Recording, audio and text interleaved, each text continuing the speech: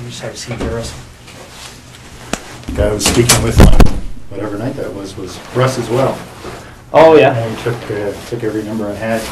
Yeah, no, they were doing some pretty thorough interviews that night. So. Yeah, absolutely. I was Right. glad to see it. I'm just going to move your gloves here. That's a little microphone, just to make sure there's nice and clear. As you can see here, everything in this room is videotaped and audio taped. Check. You ever been interviewed by the police in a room like this before? I have never been interviewed like this. Oh, no? Okay.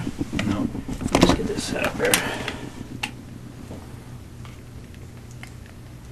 I guess the closest interview by NIS for top secret clearance. Oh, yeah?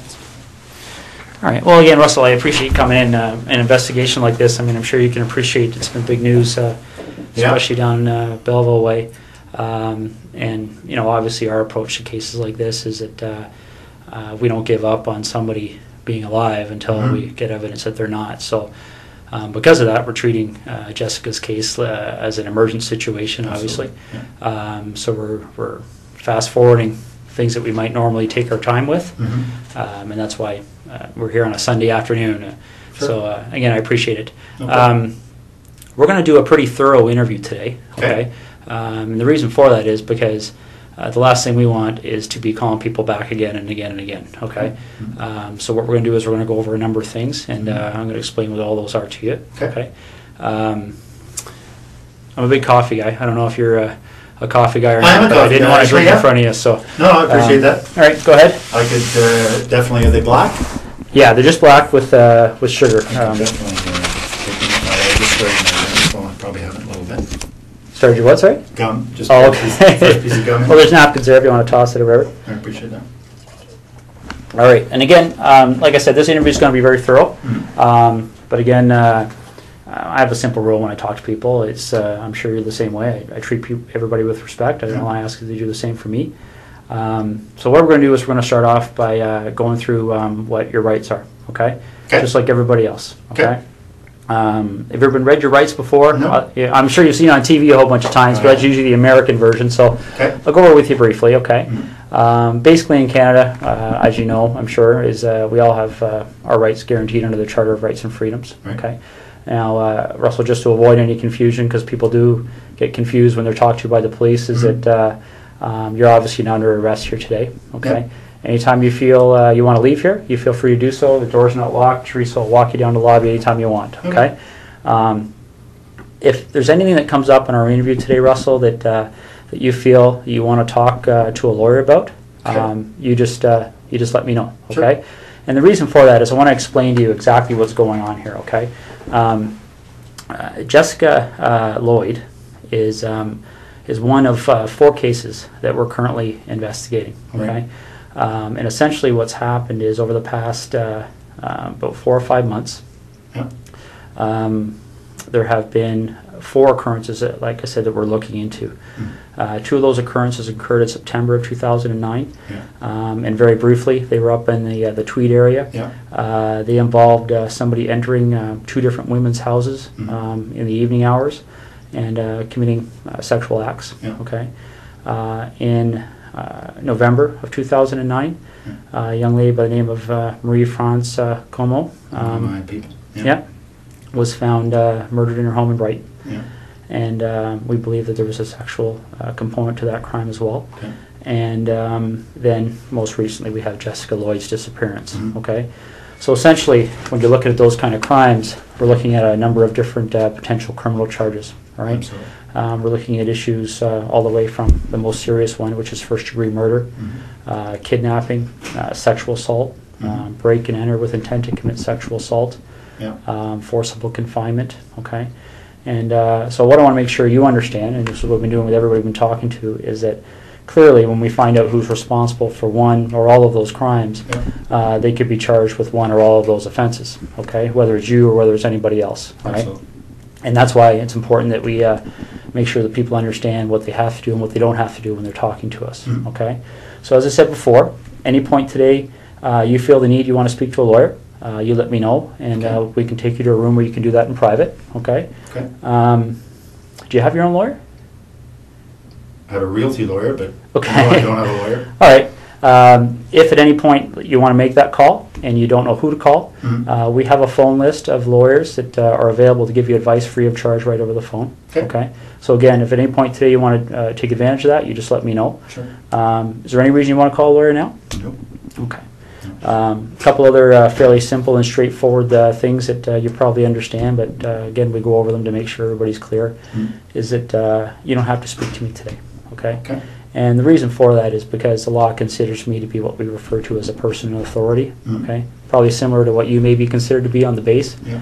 And because of that, I can be compelled to appear before any judge in the country, basically, to account for what takes place here today between you and I, okay? Sure.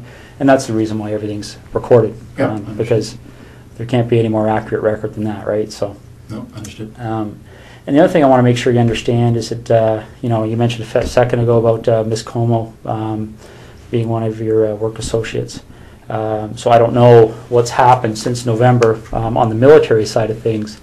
But what we want to make people clear on is that if you have been spoken to by any person in authority or any police officer about any of those cases, I don't want what they may have said to you to make you feel influenced or compelled to say anything to me today, okay? Whatever you might have felt influenced or compelled to say to them earlier, you don't have to repeat it to me and you don't have to say anything further, okay? But obviously what you do say, you know, for the third time is being recorded, right? So. Understood. These first two attacks happened not that far from my place in Tweed. Well, the second one did. Yeah. We didn't even know the first one had happened, but I understand that was reasonably close as well. But the second one was very close. Yeah. So certainly at the time, the OPP did a door-to-door. Yeah. Within a couple of days, probably the same night. So I spoke with a couple of guys then. Okay. Yeah, and I'm aware of that from looking at the different cases. And essentially, Russell, in a nutshell, that's what we wanted to talk to you about. Okay, those four cases are of concern to us, and you know, you've kind of almost hit the nail on the head about some of our issues that kind of make us want to talk to Russell Williams. Okay, because essentially there's a connection between you and all four of those cases. Would you agree? Geographically, and then I guess I drive past. Yes, I would have to say there's a connection. Yeah. Yeah, and that's why I'll be quite frank with you. That's why things kind of evolved when the officers talked to you on Thursday night. Okay. We kind of went from there because when I think you discussed with them the fact that you were a colonel at the base. I was in uniform at the time, so. Yeah, so pretty obvious, right? Yeah. So essentially, then the connection with Ms. Comeau was made, and I believe you're a door or two down from one of those two incidents in Tweed. 3 doors down, yeah. Yeah. Very close, absolutely. Yeah, exactly. So those are some of the issues we wanted to discuss with you. Yeah. Okay. So just getting back to these four incidents that we're talking about. Maybe you could just give me a little bit of history as to your arrival in the base in Trenton. When did you start working there? Friday on the day I was.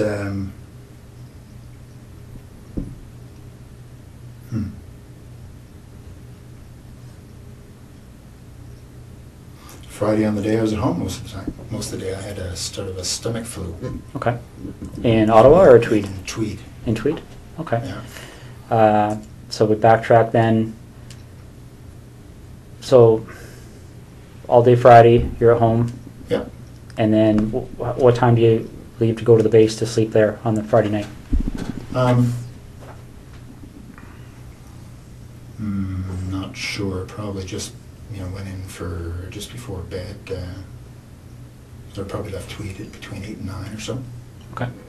And you get to the base and spend the evening there and get up for the 5:30? Yeah. Okay. That's right. So we backtrack from there. When did you arrive at your home at the cottage? I don't want to get confused between your home in Ottawa and the home in Tweed. So, no, I had been in Tweed all week. Yeah. The week prior now.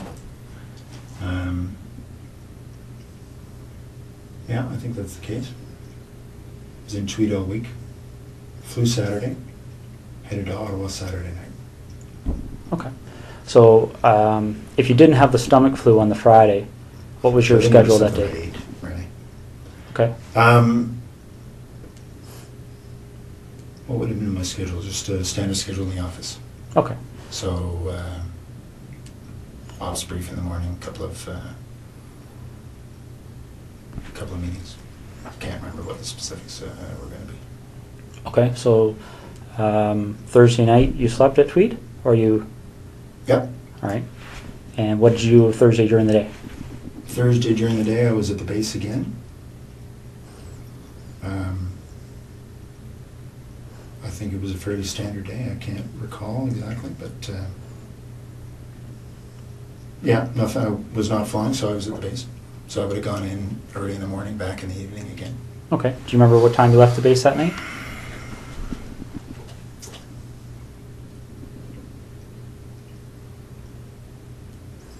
I don't remember anything peculiar, so I would say, I don't know, probably 7 to 9, somewhere in that range. Okay. That's when you left? Left the base, yeah. And what That's a 45-minute transit. So. 45 minutes home? Yeah. Okay. Okay. Now, I'm not going to walk you through November, but I'm going to take you to a date that's probably pretty fresh in your mind, the day that Marie-France Comeau. Yeah. Do you remember how you found out? I do. Yeah, I was sent an email. Well, as soon as the ops staff and the base learned, they told me. Okay. So I got an email. I can't remember if it was late at night, early in the morning. It was certainly, I saw it, I want to say first thing in the morning, because I had just come back from Ottawa. I was in Ottawa for a set of meetings on one of the days. I can't remember what day of the week we're talking about, but yeah, no, I mean, obviously when your people gets killed, it gets your attention. So. Absolutely. Yeah, I very much remember that coming in. And how did you know Marie-France Comeau? I'd only met her once. She was on a crew I was on just after I got to the base. Okay. So I can't even remember. I think it was a one-day trip. I did a number of trips in Canada, transporting our troops, sort of first leg out of Edmonton. We tend to hopscotch them across until they get into theatre. So anyway, I can't remember which trip it was, but we did a number of them out to Edmonton just to pick up the troops, bring them to Trenton, and then put a fresh crew on, and because we'd fly out and back in the same day, so pushing the edge of that, and fresh crew on, and they'd continue on after a couple hour delay. Okay. Do you know roughly when that happened? That we were on the same crew? The time you met her, the one time there, yeah. It was soon after I got to the base, so I don't remember exactly, but I would say in the first couple of months, so August, September. Okay. Yeah. Now, you got that email notifying you that something had happened. Yeah. Do you have any kind of a clear recollection as to how your schedule was going that week? Well, I can't remember what day that the message came in. Just a second.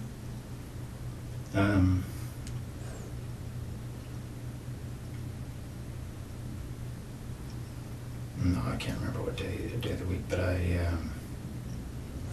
I'm just thinking there was a whole bunch of activity spun up as a result, obviously. No, I can't remember the day of the week.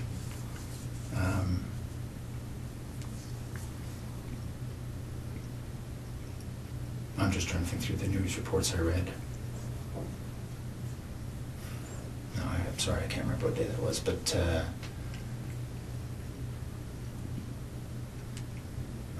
what we learned after the fact was that the MPs had learnt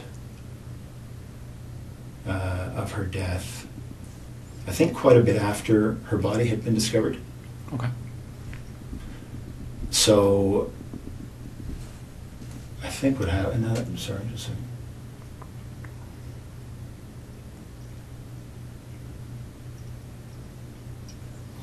Okay.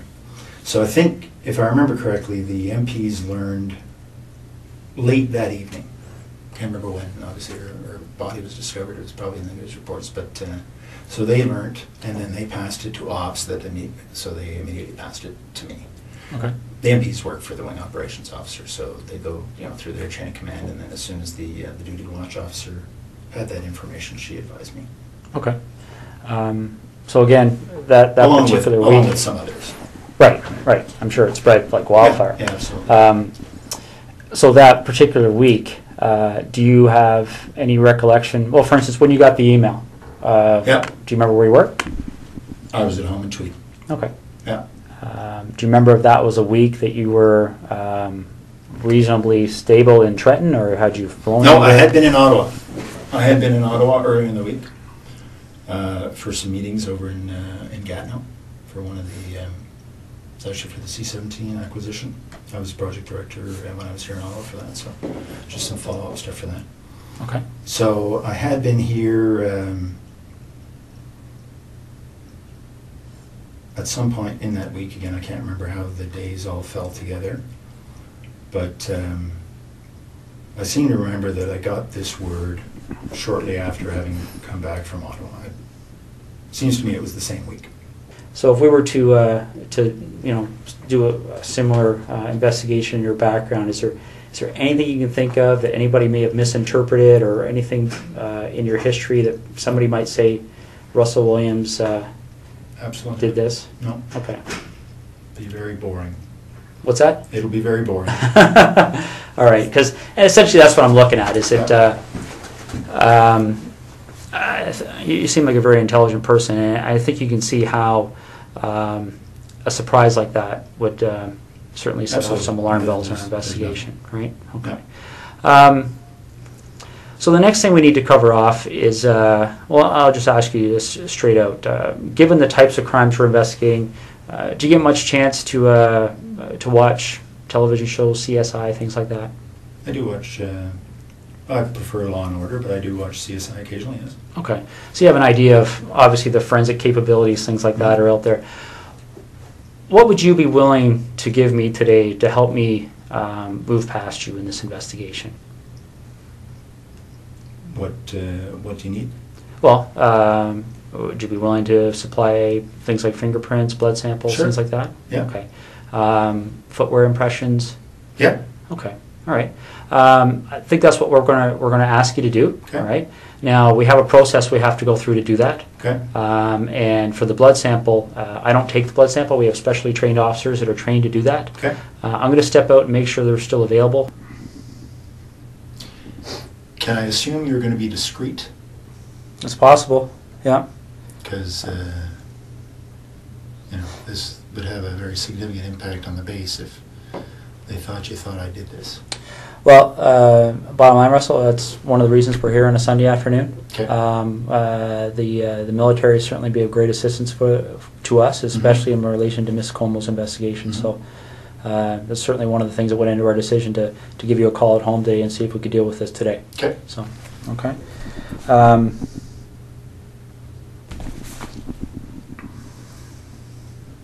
Because it's tough to undo the rumor mill once it gets started.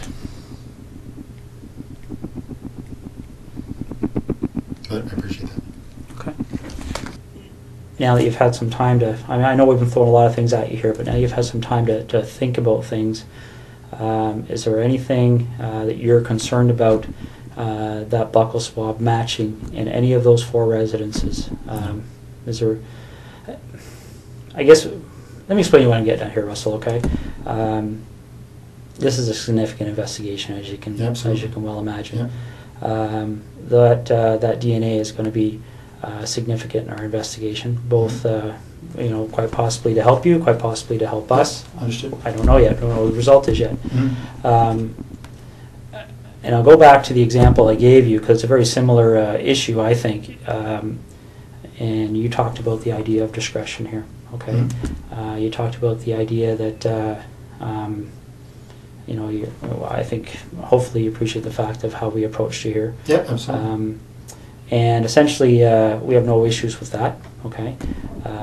We talked recently about the whole idea of any unusual sex acts in your history. Mm-hmm. But another thing that can often happen in cases like this is that people become concerned about things like extramarital affairs, indiscretions along those lines. Mm-hmm. Is there any contact that you may have had with any of those 4 women that you may not want your wife to be aware of? Anything like that that we should know about to try and explain why if your DNA is found, it would help us understand why it may be there. Absolutely not. Okay. Can you think of any reason why we would find your DNA in any of those residences? Let's focus on, well, for instance, house, I believe. Let me just check the name there, make sure I've got the right address. I'm talking about the house that was just a couple of doors down from you there in Tweed. A couple of doors down was Lori. I don't know her last name. I don't know. Mazzacati? I don't even know what her last name is, but there's the woman down the road, 3 doors down. Yep. Her name is Lori. I don't know her last name. All right, let me just make sure we're on the same page here.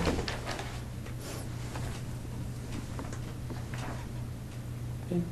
My understanding is she lived at 76 Cozy Cove. Yeah, so she would be the second one, the second incident on your road there. Yeah. A couple of doors down. Ever been in her house? No. We met her once, I think the first summer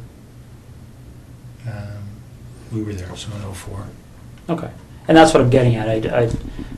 Again, this is a credibility issue, right? Yeah. Because I don't want to come and see you 2 weeks from now and say, you know, Russ, our CSI people went in that house. And are you familiar with how DNA works? I think broadly, yes, I would guess so. One of the challenges we have in 2010 with DNA is it's become so precise that I guess the best way to explain it is I can think back to 15 years ago when I started in violent crime investigation. Yeah.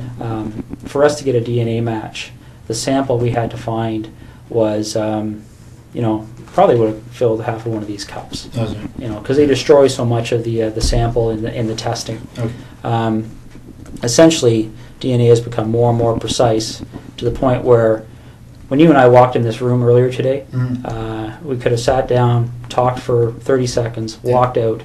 CSI officer could have come in 3-4 days from now, done some swabs here, and he would have found your DNA and my DNA, and probably a lot of other people's DNA. Sure. A little bit gross to think about, but essentially, you know, as we talk, you know, a little bit aspirate comes out of our mouth that contains our DNA, or or our skin cells contain our DNA, and that's what I'm getting at. If you were ever in Lori's residence, quite possibly, quite innocently, your DNA could be in that residence. Has there ever been a time you've been in there? No. Okay.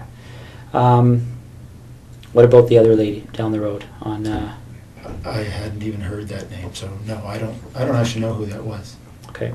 Have you ever visited Marie-France Comeau at her residence? No. Okay. All right. So you're quite positive there would be no reason why your DNA would be in any of those 3 locations. Okay. Did you know Jessica Lloyd even in passing for any reason? No, I didn't hear her name till it was on the news. Okay. And the reason I'm asking that is because I know you were asked that question on Thursday night, and sometimes what we find, and again, this is one of those situations that can sometimes cause us to get in a lengthy investigation as somebody that maybe doesn't deserve it. But what can happen sometimes is somebody gets stopped by the police like you did, and they get asked that question, and people, when they're stopped by the police, they can be nervous, okay? So they blurt out an answer, and then they start driving away, and they go, oh, why did I do that? Because the problem is that once they get asked again, then they feel compelled to maintain that answer for fear that if they change their answer, somebody could find it. You understand what I'm saying? I do. Okay. So I want to make sure that's not happening here. I don't care what you said to the officers on Thursday night last week. If there's any communication or contact between you and Jessica Lloyd, you've seen her picture, right, around town? Yeah, absolutely. Okay. Ever seen her before? I don't. No, I would say I have not. Okay. All right. All right. And you mentioned something about doing some renovations at your property in Tweed there. I think you said something earlier about tearing up carpet. Correct me if I'm wrong, but oh yeah. Okay. When did all that happen? In 2004 or 5. Okay. Any recent renovations? No. Okay. All right.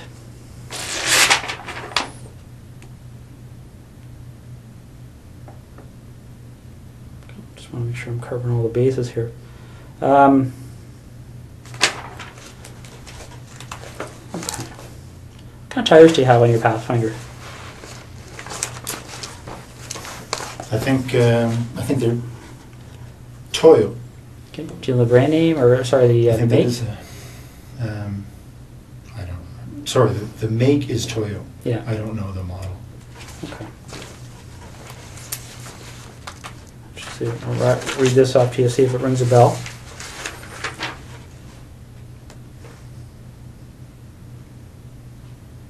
Ever heard of, does Toyo Open Country HTS That sounds make any right. sense? Yeah. Okay. When did you have those tires put on your Pathfinder? Well, it's the second version we've had of them, so I think it might have been this past fall. They replaced other ones we'd had on the same. Okay. Well, Toyo, I can't say that they were the same, exactly the same model, but our dealership here in Ottawa says they're very popular for the Pathfinder, so. Okay. And they were good. They lasted a long time. All right. I've had to. I think you were talking about the whole idea of the MPs helping us with our investigation and stuff like this. You have the same system as we do at our headquarters with the swipe cards. Mm-hmm. One of the things one of our investigators did is they made a call while I was talking to you there because we were trying to work through that week of the 23rd of November. Okay. 23rd being the Monday, 24th being the Tuesday. Okay. What they've told us is that, and I want to make sure I get this right, is that on the 23rd, your swipe card was being used at the base. Okay. Okay. On Tuesday 24th, there was no use of your swipe card. Okay. And then on the following days, the Wednesday, Thursday, Friday, there was what appeared to be average activity of your Okay. swipe card on the base. Does that make sense to you? It does. That says that I was in Ottawa on the Tuesday. Okay. Do you remember where in Ottawa you were? Yeah, I was in Gatineau with, as I said, meeting about the C-17. Okay. Now, again, I want to be fair to you here. We're going back 2 months. Yeah. Are you sure that would have been the day you were in Ottawa? Well, only because I wasn't at the base. Okay. So I can't remember, honestly, that that's the day I had the meeting in Ottawa, but if I wasn't at the base, it was because I was here. Okay. Now, if that is the day you had a meeting in Ottawa, do you remember being at the base on the Monday, the 23rd, and swiping your card in and out? Do you remember what you would have done that evening to get to Ottawa for that meeting? Like, would it be... I drove to Ottawa in the morning of the day of my meeting, so if it was the Tuesday, then I would have left Tweed. It was a very foggy morning that morning. I drove in that morning. Okay. So I would not have been at the base the day I was in Ottawa, because the meeting started at 8:30 or something. Okay, so you leave the base, you would have went home to your residence in Tweed, Yep. and then you left Tweed in the morning and drove up to your meeting in Ottawa. Yep. Okay. You leave the meeting in Ottawa is a daytime meeting, evening meeting, or do you remember? Yeah, it was a daytime meeting, finished, I don't know, mid-afternoon or so. Okay. We had lunch and then finished. I think my wife and I had dinner because she was here for work, and then I headed back. Okay. Well, these are the kind of things I'm trying to draw out here. That's helpful to us. Do you remember where you had dinner? Well, I don't remember exactly the restaurant, but it was in Westboro because that's where our house was being built at the time. So we had dinner, in a restaurant that we would expect to be able to frequent once the house was finished. Okay. Remember how you paid? One of us would have paid by MasterCard. Yeah. Okay. Are you sure about that, or? Pretty sure. That's normally how we Okay. pay for meals. All right. Can't remember if it was me or my wife that paid, but one of us. Okay. And do you remember which restaurant it was again? No. Okay. All right. And you see what I'm getting at, right? I mean, that can be very helpful for us because if we can track that issue, right? We can put somebody paying for a meal at a location. Well, I was meeting with 15 people or so that day. So.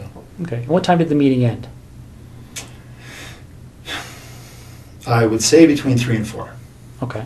And are you sure that that's the same day you went out with your wife? Well, I think so. Yeah, because she was here, and I think that was the day we went to this restaurant in Westboro, yes. Okay.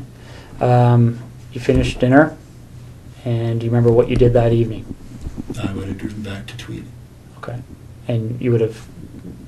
Now, again, I know we're talking 2 months ago here, but do you Yeah. remember specifically having dinner and then driving back to Tweed, or do you remember, are you just guessing here? No, I'm not really guessing. I mean, I believe that this night at this restaurant was following the meetings in Ottawa. Mm-hmm. And I, kissed my wife goodbye and headed back to Tweed to go to work the next day. Okay. All right. The tires that you have on your truck, right? The reason I asked you about that is there any time, I mean, you recall where you were stopped by the officers there? Yes. Okay. Did they explain to you what the significance Said of that the was her location? house. That was her house. Yeah. Okay. So you remember that location? Yep. Do you remember what the crossroad was, or? I don't think there was a crossroad. It's sort of just on the south end of 37. Okay.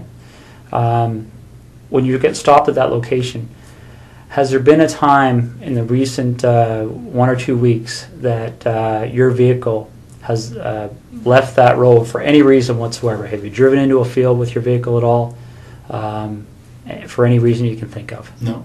Okay. Because I want you to rack your brain here. This is important. So, Yeah.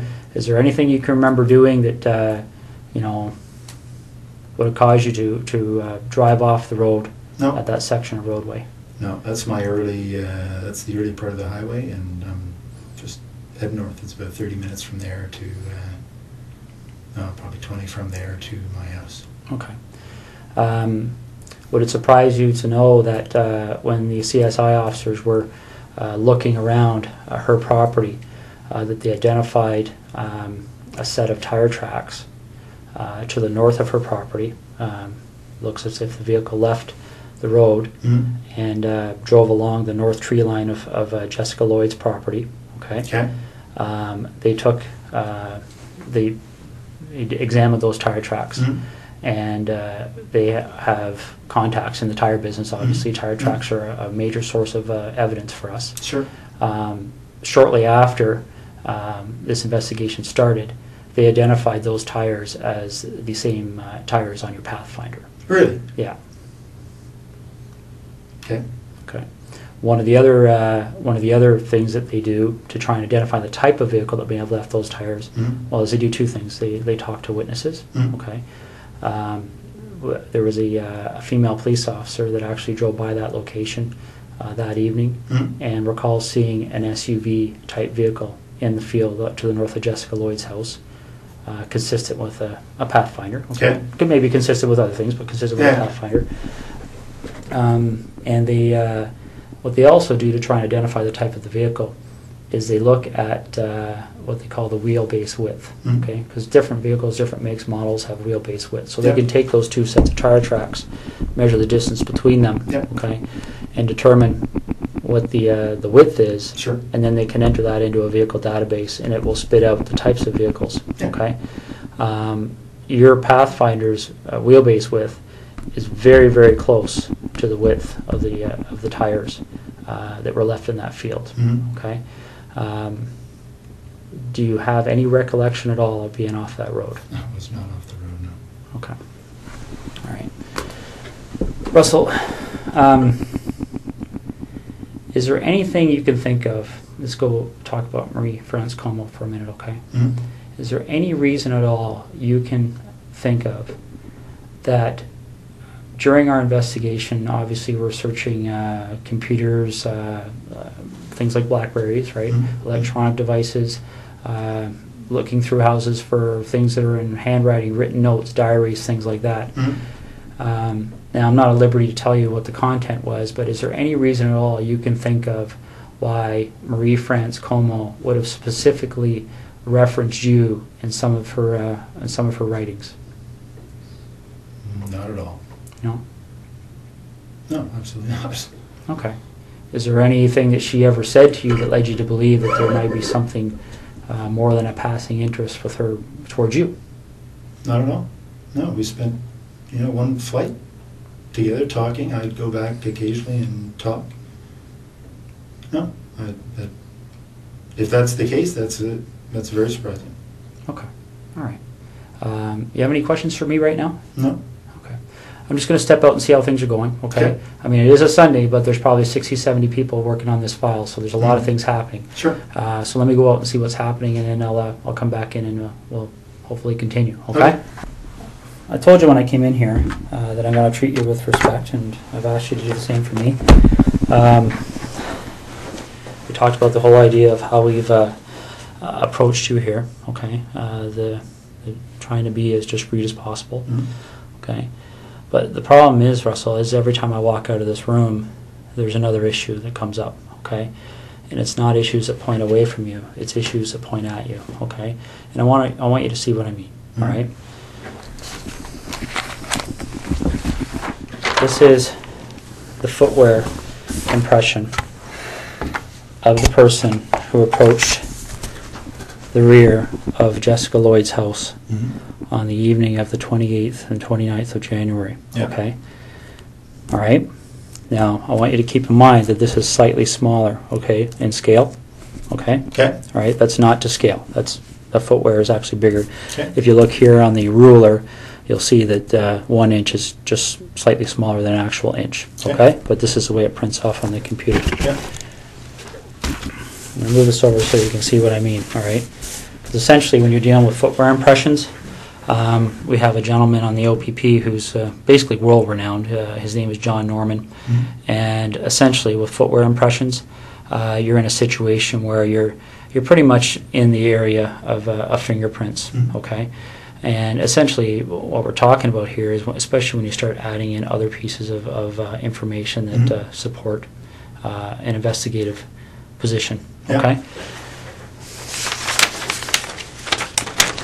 This is a photocopy of the boot that you took off your foot just a little while ago, okay?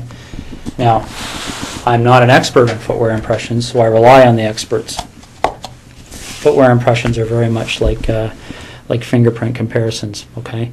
You take a look at this print, and again, this is one print. This person walked through, there's several different prints to compare, so we're going to get features off of one print to compare, features off another print to compare. These are identical.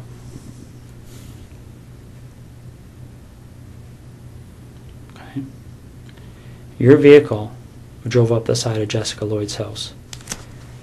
Your boots walked to the back of Jessica Lloyd's house on the evening of the 28th and 29th of January. Okay. You want discretion. We need to have some honesty, okay? Because this is getting out of control really fast, Russell.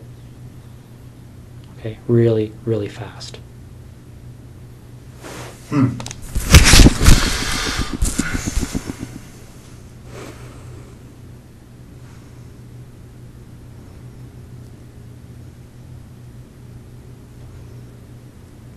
This is getting beyond my control. All right, I came in here a few hours ago and I called you the way I called you today because I wanted to give you the benefit of the doubt.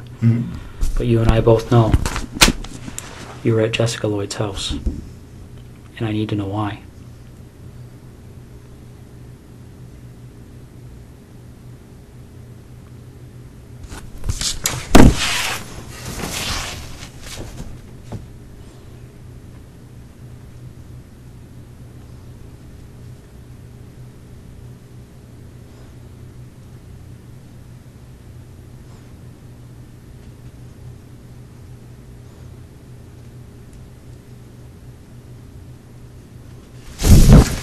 I don't know what to say. It's Well, you need to explain it, because this is the other problem we're having, Russell, okay? Again, these decisions are made by me. Right now, there's a search warrant being executed at your residence in Ottawa, okay? So your wife now knows what's going on. There's a search warrant being executed at your residence in Tweed, and your vehicle's been seized, okay? You and I both know they're going to find evidence that links you to these situations. Okay. You and I both know that the unknown offender, male, on Marie-France Comeau's body is going to be matched to you, quite possibly before the evening's over. Okay? This is a major investigation. The Center of Forensic Science is on call 24 hours a day helping us with this. Your opportunity to take some control here and to have some explanation that anybody is going to believe is quickly expiring. Okay? We're applying, the investigators now applying for a warrant to search your office. Right? These aren't decisions that we can say yes or no to. This is the practical steps in an investigation like this. And Russell,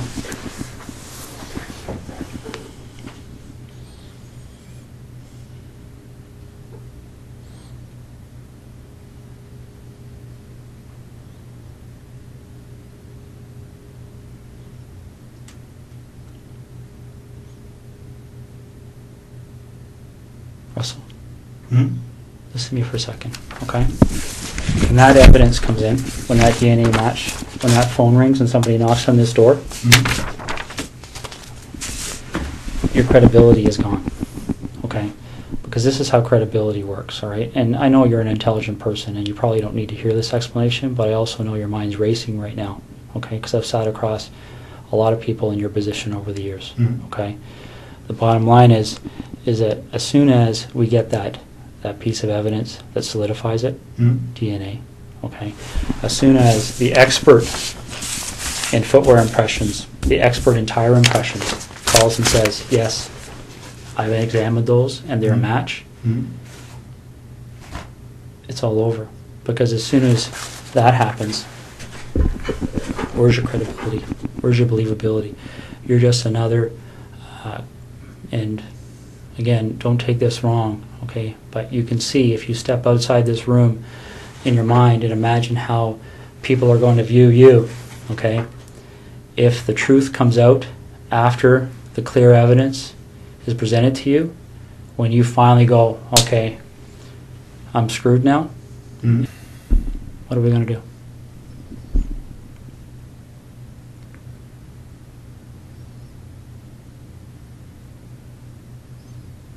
Russell, you know there's only one option. What other option is there? What's the option? Well, I don't think you want the cold-blooded psychopath option. I might be wrong.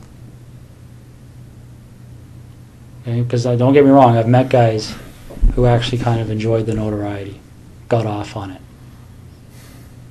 got off on having that label. Bernardo being one of them. I don't see that in you. If I saw that in you, I wouldn't be back in here talking to you, quite frankly.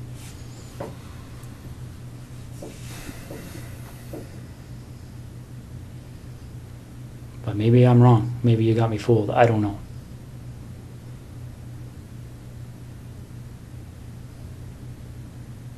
This is over. And it can have a bad ending where Jessica's parents continue to wonder where her daughter's lying.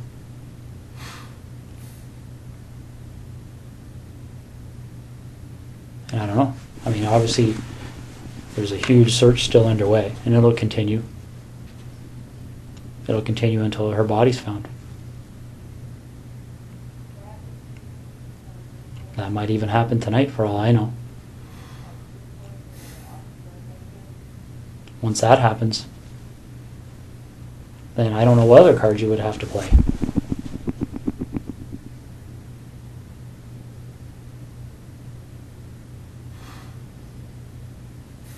What are we going to do?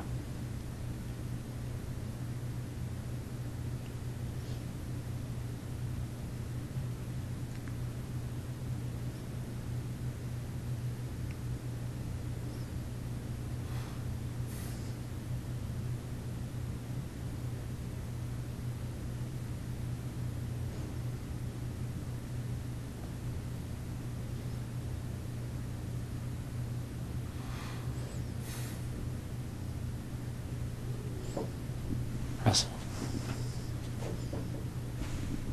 what are we going to do?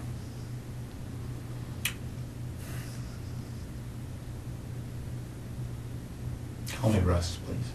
Okay. What are we gonna do, Russ?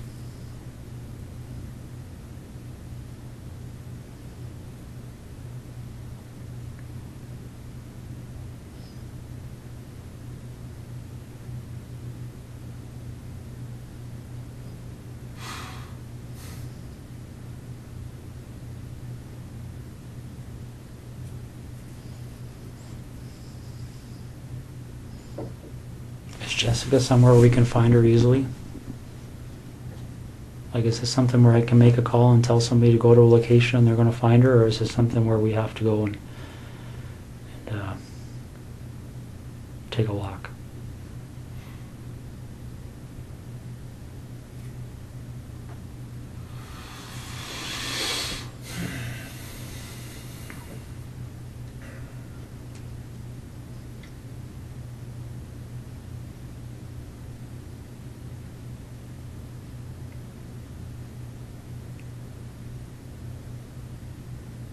Which direction are we heading in here?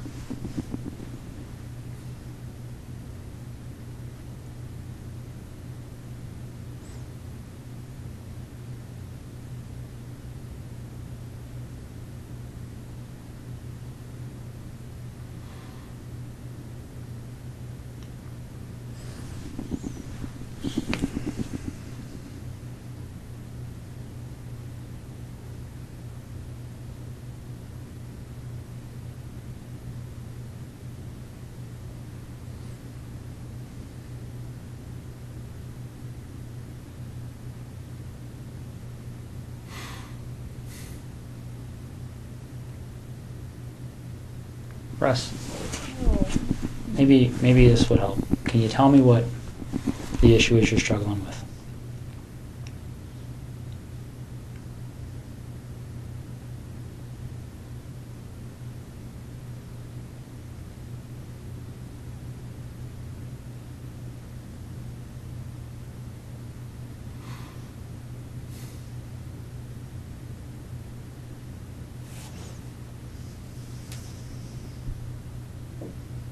What's the issue you're struggling with?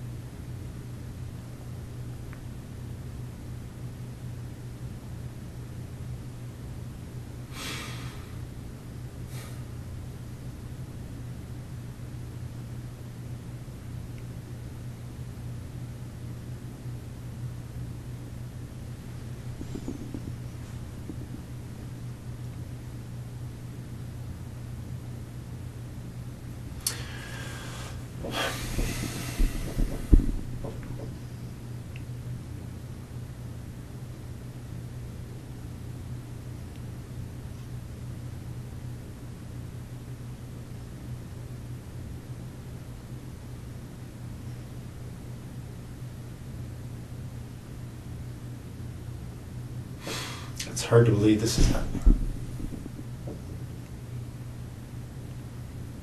Why is that?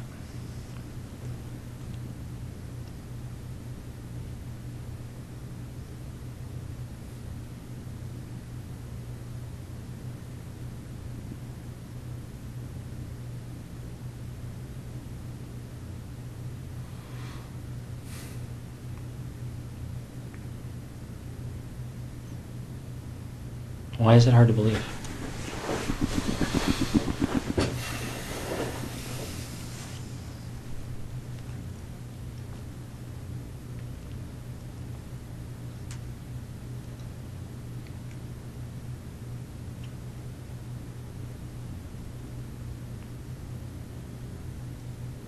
It's just hard to believe.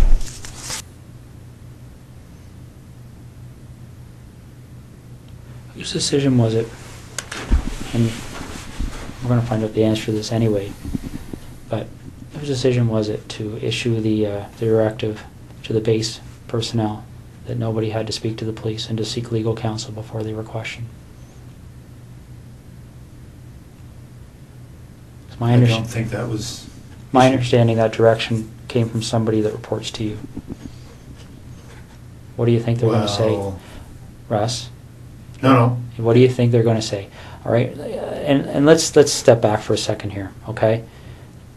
I really don't think it benefits you or makes you look any better to start debating the little issues, No, okay? but that is news to me. Okay. I have a legal officer that reports to me Yeah. who may have given that direction. Okay. But that's the first time I've heard it. If that's true, Okay. that's the first time I've heard that. All right, and that may be the case, but how does it look? Right? We're not even dealing with something that's really even evidence because it's not needed. I mean, when No, you no, have, but when you that- have DNA and all this other stuff, that's not even What really was the an issue. direction? I don't recall, but it was something along the lines of telling the people on the base that they weren't required legally to speak with police and they should seek legal counsel before they decided to speak. But Okay. Well, if that was actually said, it would not have been to the base at large. It may have been to the individual, the boyfriend who is the suspect. okay, That- my understanding it went out to all personnel. No, absolutely. Maybe no, only under your command. I don't know. It didn't. Okay, okay, that's I fine. didn't ever see it. That's fine. Now let's get back to the issue. What's that? So you talk about perception. My only two immediate concerns from a perception perspective are what my wife must be going through right now Yeah. and the impact this is going to have on the Canadian Forces. Where do we go?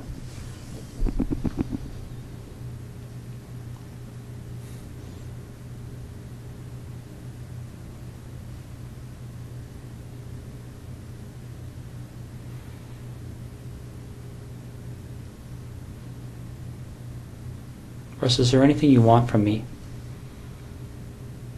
Is there anything you want me to explain? Is there something missing that you're struggling with that I can shed some light on for you?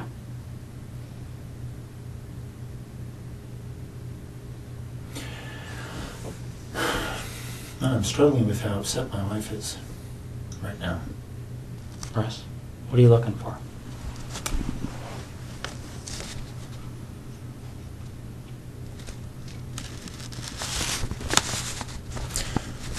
I'm concerned that they're tearing apart my wife's brand new house.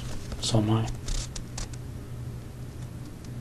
But if nobody tells them what's there and what's not, they don't have any choice. Computers will be brought to Microsoft in California. They'll be picked apart. You can't erase things from computers. It doesn't happen. I'm sure you've seen that. I'm sure that's pretty common knowledge these days. It just doesn't happen. They sell programs that to try and help people clean their computers of stuff, and our guys are pulling that stuff out all the time. The FBI is pulling that stuff out all the time.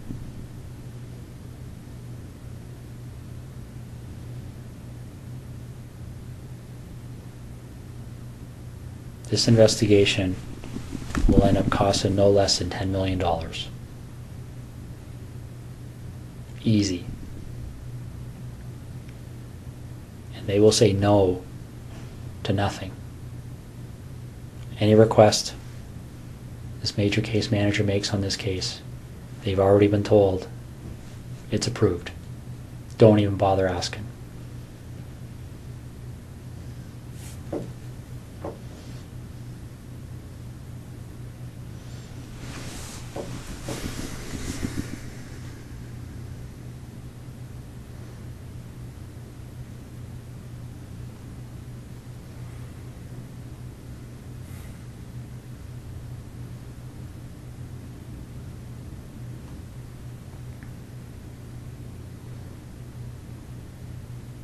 So what am I doing, Russ?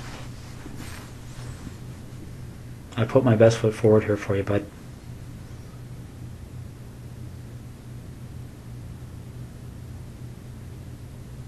I really have. I don't know what else to do to make you understand the impact of what's happening here.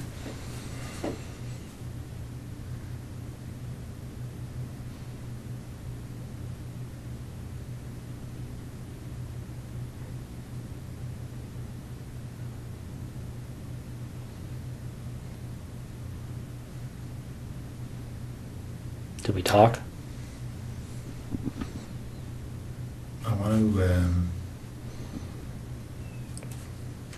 minimize the impact on my wife. So do I.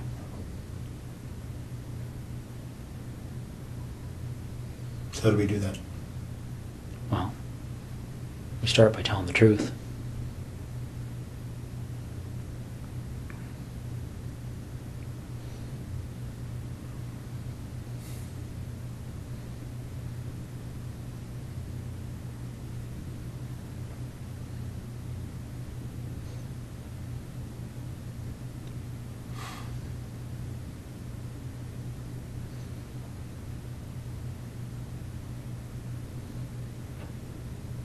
Okay.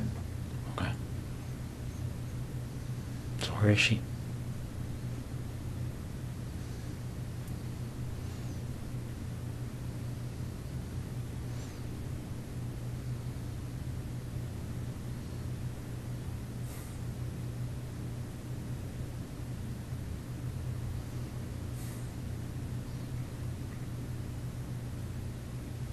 You got a map? Is she close to where she lives? I've got maps of that general area.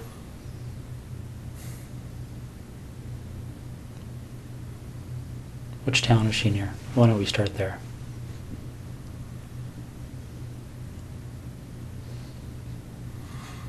I'm not sure, but if you give me a map of that covers Calabar down to the highway and over to Tweed and south, I'll show you.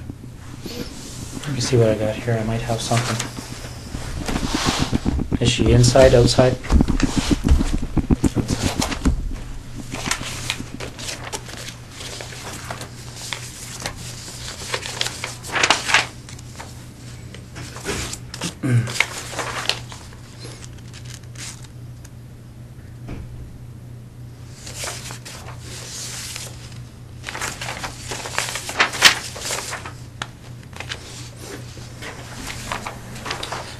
Probably the biggest area I have there, Russ. Yeah, you need more. You need a real map. So where am I going on here to get to her? In this block here. Okay. So you're pointing to a detailed map of that area, and I'll show you where she is. Okay. Is she close to a road? Yep. All right. Is it something where is she buried, or is she somewhere where if you walk there you would fairly easily see her? It's here. Okay. So she's south of 7, east of Tweed, Mm-hmm. west of 41. Mm-hmm. And what's this road here? Not sure. Neither am I. Okay. I'll be right back, okay? Do you want any water or anything? Sure. Okay, I'll be right back. How long has she been there for?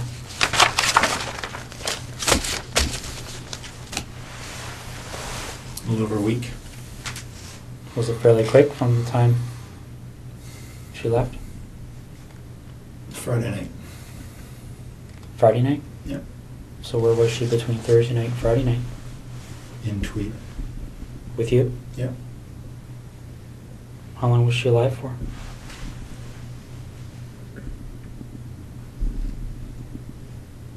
Almost 24 hours, not quite. Okay. Russ? You're doing the right thing here. Okay. Well, again, my interest is in making my wife's life a little easier. And Okay. with her family as well. Well, we share that But interest. there's no, your time in Ottawa is wasted, really. I'll tell you where the membership cards are. Where are they? They're in the house there, but In Ottawa? yeah. Whereabouts? Some in the camera bag, which they would have found in my office. Mm-hmm. And in the, when you walk into the office on the left side, there's a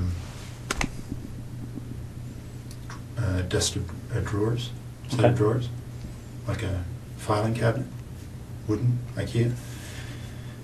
In one of the top 2 drawers, and there's a plastic divider, Yeah. and there's inside there are 2 memory cards, Okay. which are blank, but I'm sure they can be And whose images are on those cards? well, I've erased them, but I expect able to draw images of Jessica and I. What about Marie?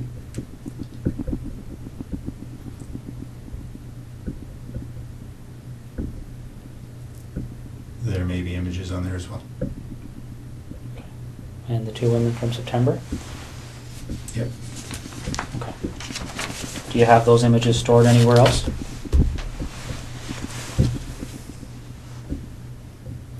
Yep. There are 2 hard drives in the house in Ottawa. I can draw you a little picture if you like.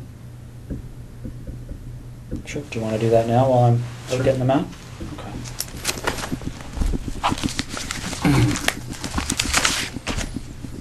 Do you want anything to eat or anything? Leave that with you. Okay. Sure.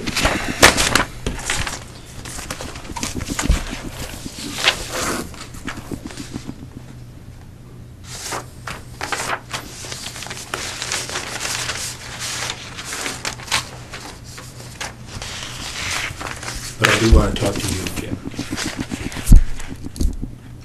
That's the plan. Okay.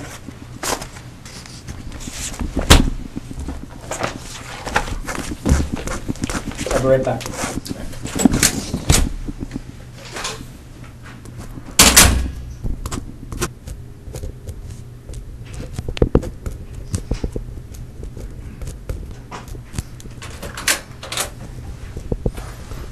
Can you make it up there? Thank you. Can you make it up?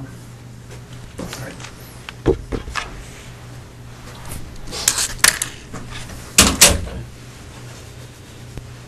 Somebody running around looking for an actual map, but I did the same thing with the Google Maps. Just have to glue them up a little bit more.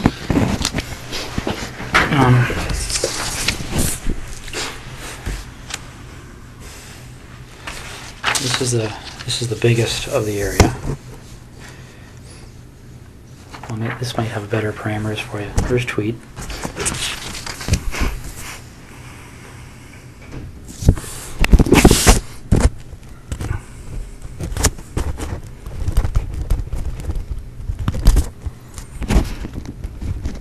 .7 kilometer from this intersection on the side of the road.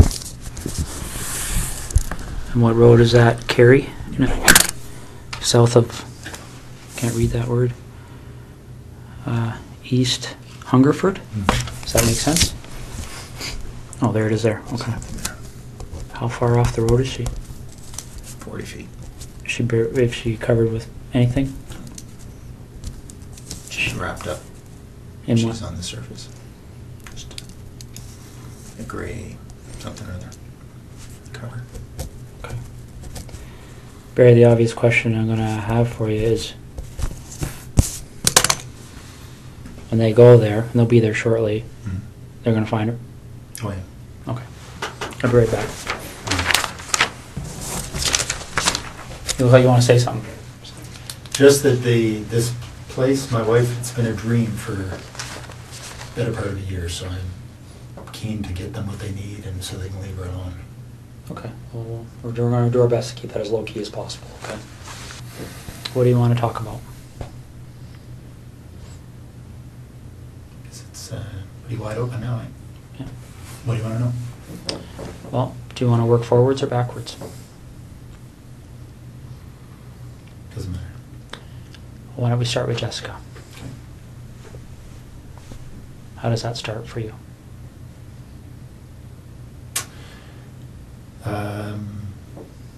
I saw her in her house on her treadmill.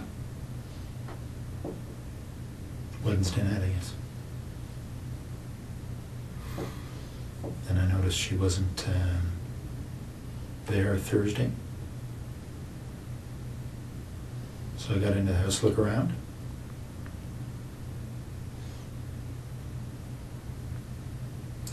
Then, and then left. Noticed she'd come home.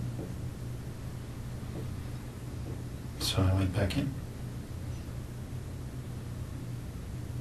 Through the back patio door. while she was sleeping.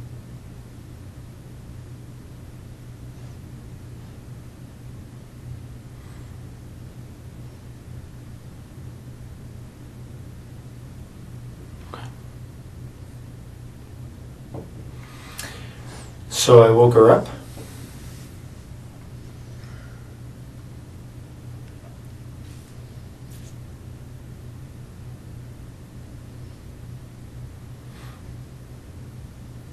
Didn't hit her. She only hit her once. Friday night.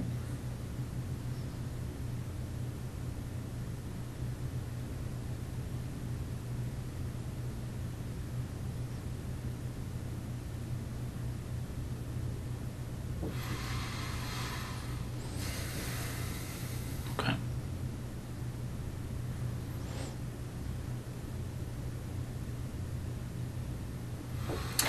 Well, so I raped her in her house, and then I took her to the car and took her to Tweed.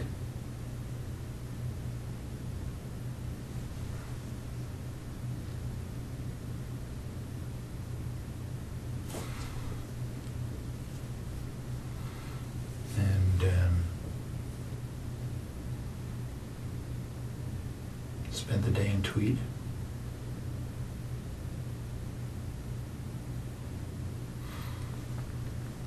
And then I hit her as we were walking. She thought we were leaving.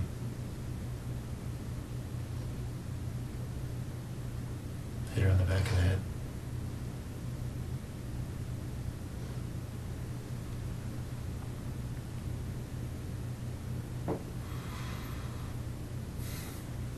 Okay. Anything in particular? Well, what did the hit on the back of the head do?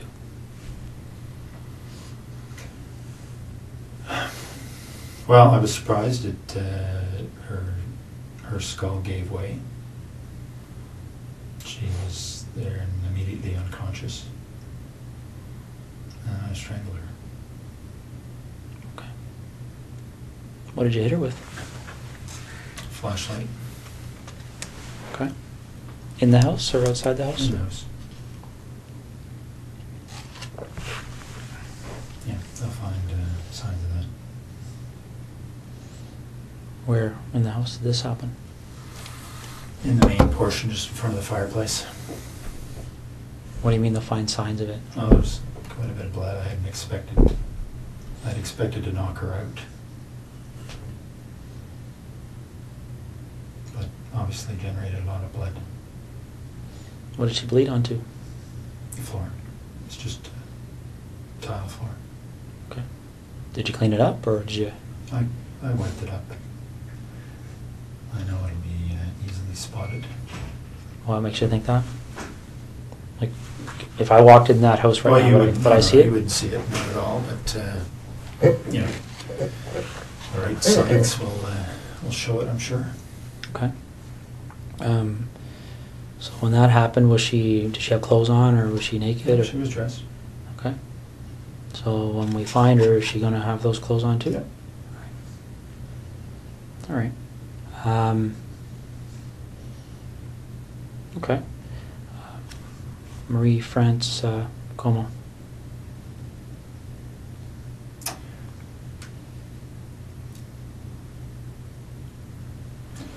There was an open window in the basement of her house when she was away. I went in there a couple of nights before she came home. Looked around. I went back in there late at night when she was at home. She was on the phone in her bedroom.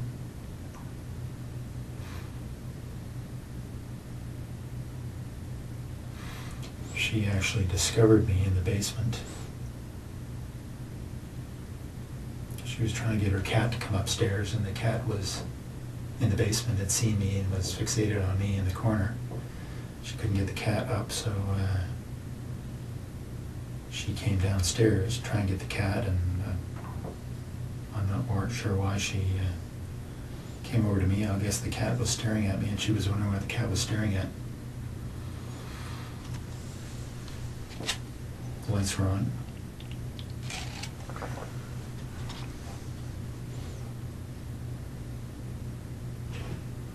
So when she spotted me, I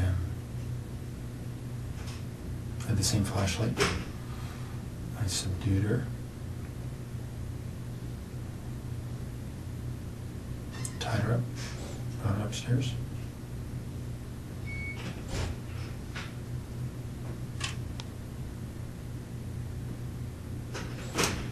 And strangled her later in the morning. Well, more suffocated her. Right. Some tape.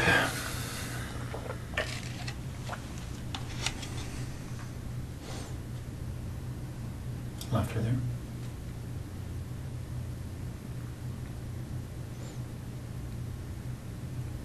How did you subdue her? And when you say subdued her in the basement, what did you do?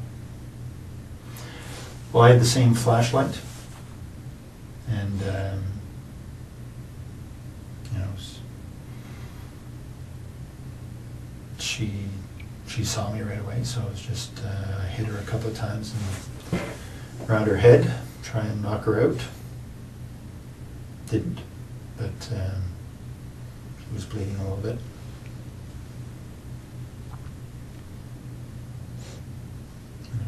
Eventually, after a struggle, subdued her.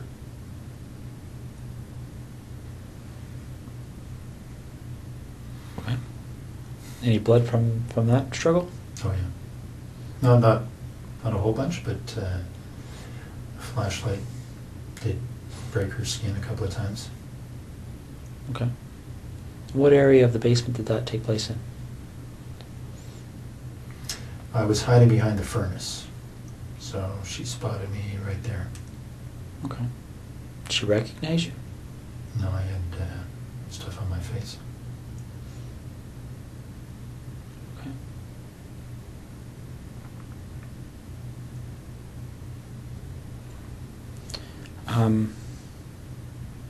So you go upstairs, and you said she suffocated? Well, I suffocated her. I put tape on her. I put tape on her mouth, and then I put tape on her nose and held it there so she couldn't breathe.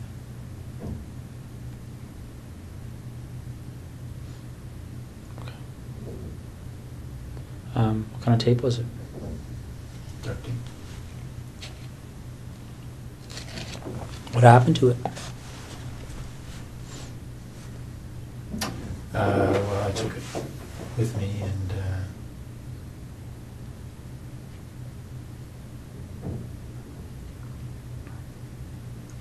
can't remember what actually I did with that tape, but probably threw it in the garbage. Did you use tape for any other purposes?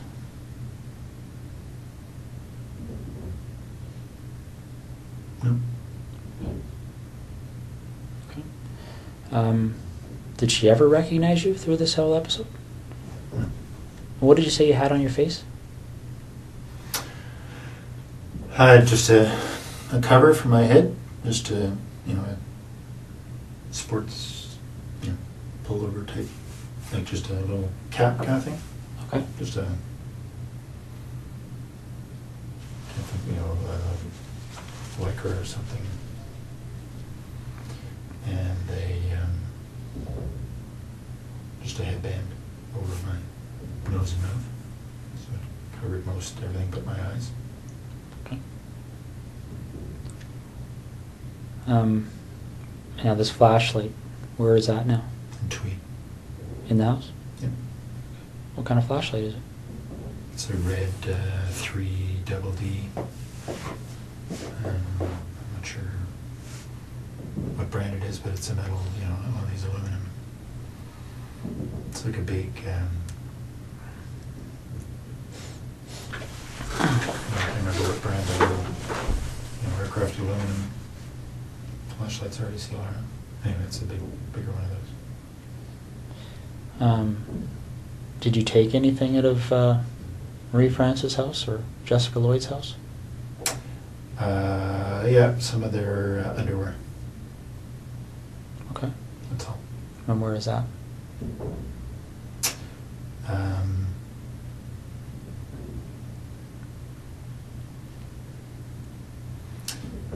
It's in some boxes in the basement here in Ottawa, in that rec room. So we just moved in, so there are boxes everywhere. So on the same side as the furnace room, sort of in the back against the wall. Okay. What do the other boxes look like?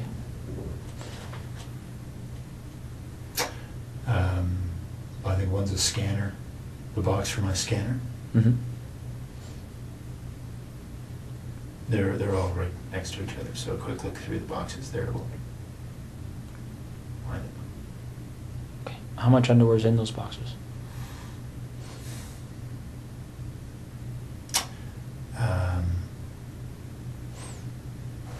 Probably 60 pieces or so total.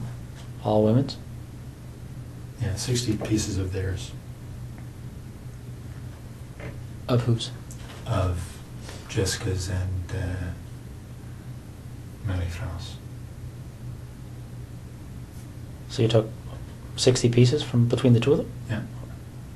Okay. I think so. All right. And they're in a, like when you talk about a scanner, is it a computer scanner box? Well, a computer scanner is up in the office, and its box is down in the basement, so Okay. it's inside that box. Does any of the underwear in those boxes belong to anyone other than Marie-France or Jessica?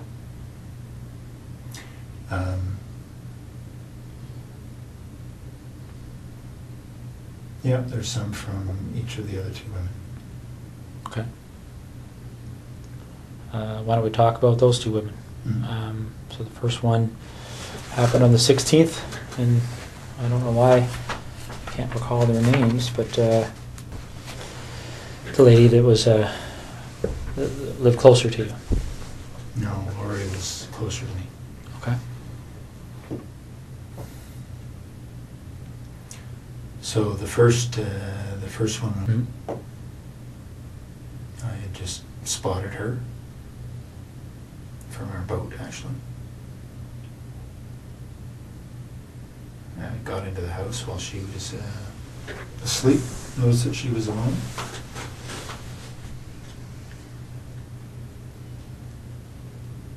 And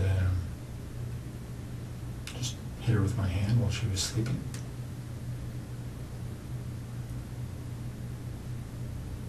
Subdued her. Mostly just my weight on top of her.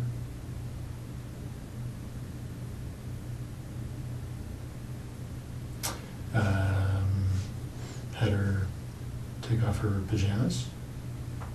Took some pictures. Took some of her underwear and left.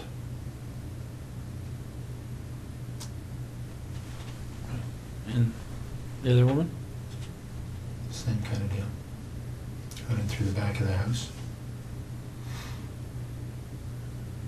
She was sleeping in her, not in her bedroom, but in her, in front of the TV.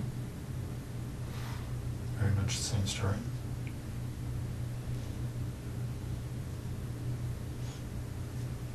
Anything different about that story? I mean, pretty much the same story and exactly the same story are two different things, right? Yeah, no, not much different at all. I did have the flashlight that time. I hit her with a flashlight. And thinking it would knock her out. But it didn't.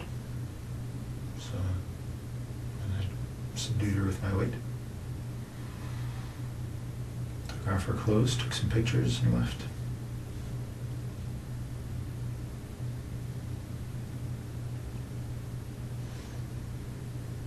Why do you think these things happen?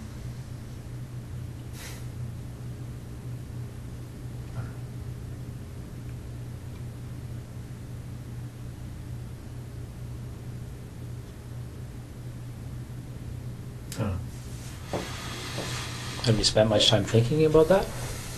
About why? Yeah. Yeah.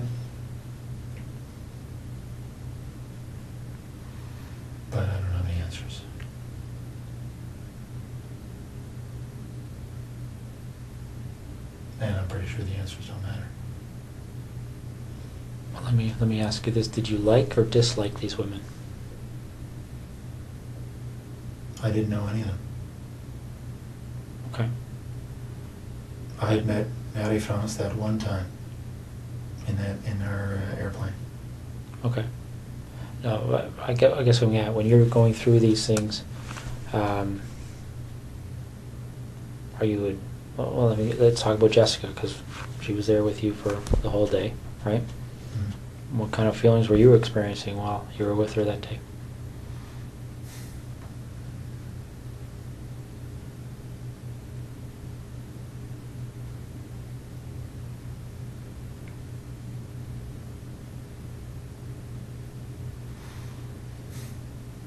Oh, she was a very nice girl.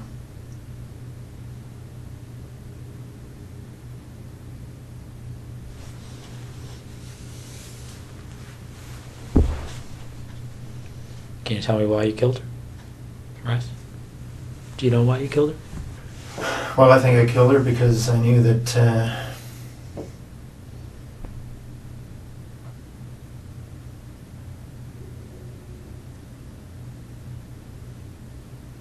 her story would be recognized.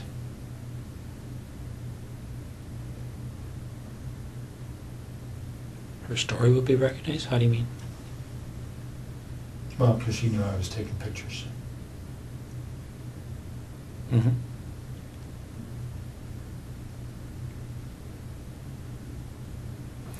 So because of the two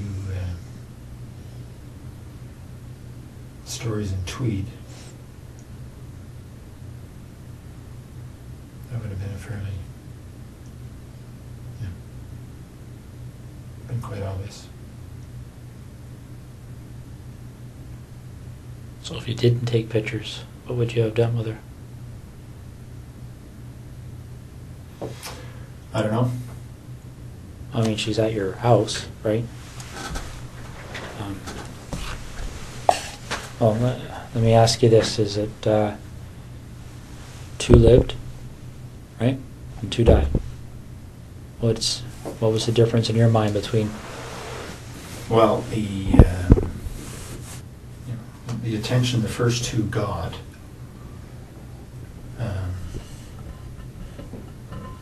was very much focused on, obviously, or for obvious reasons, the pictures I took.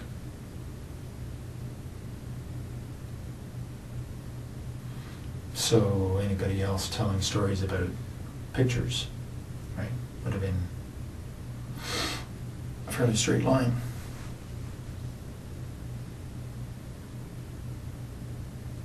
Okay, but when this thing happened with Marie-France, did you believe that you were already a suspect for what happened in Tweed?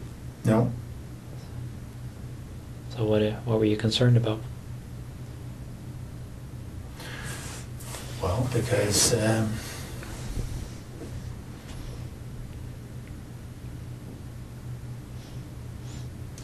was pretty sure that she was serving military, right? Mm-hmm. It would have been difficult for investigators to ignore that connection. Okay. Yeah, makes sense.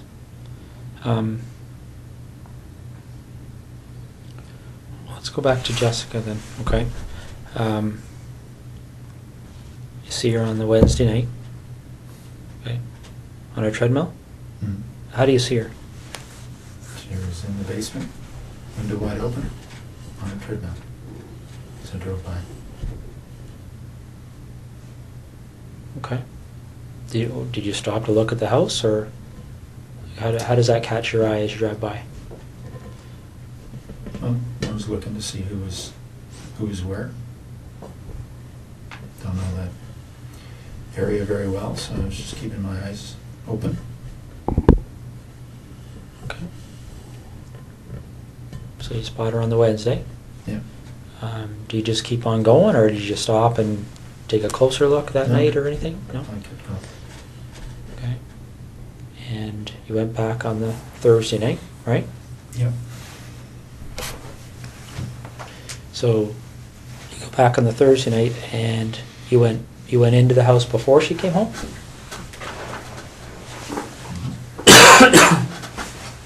Yeah, she was out. Okay. Done with those.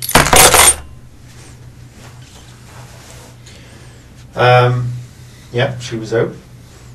Got in through the kitchen window. It's unlocked. Everything else was locked. Okay. So you're in there doing what?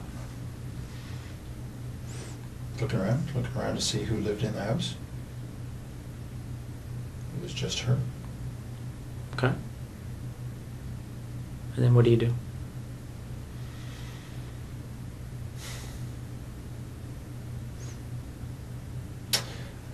Well, I left the house. And then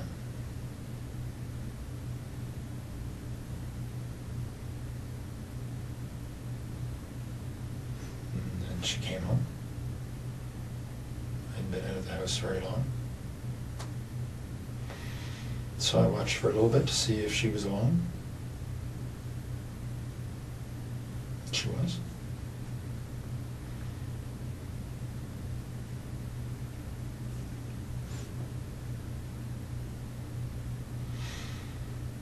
And I went in when she went back to sleep. When she went to sleep. Okay. So you go in, she's sleeping, and what do you do? Well, I snuck up to the side of her bed, expecting to try to knock her out. She woke up, but she did as I said, so I didn't hit her. What did you say? Lie down on your tummy. Okay. She did. I tied her up. What'd you tie her up with? Some rope I brought. So she's on her stomach. How are you tying her up? Just tying her hands behind her back. Okay. She got clothes on at that point? Mm-hmm. What kind of clothes? Sweats. All right. You tie her hands behind her back, and then what happens? I took her clothes off.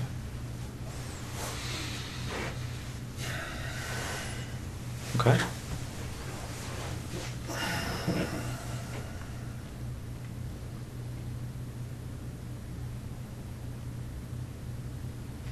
And then what happened? I raped her. A rape can mean a lot of different things. What kind of sexual act took place? Just, vaginal and oral. Okay. Oral. Who was performing the oral sex?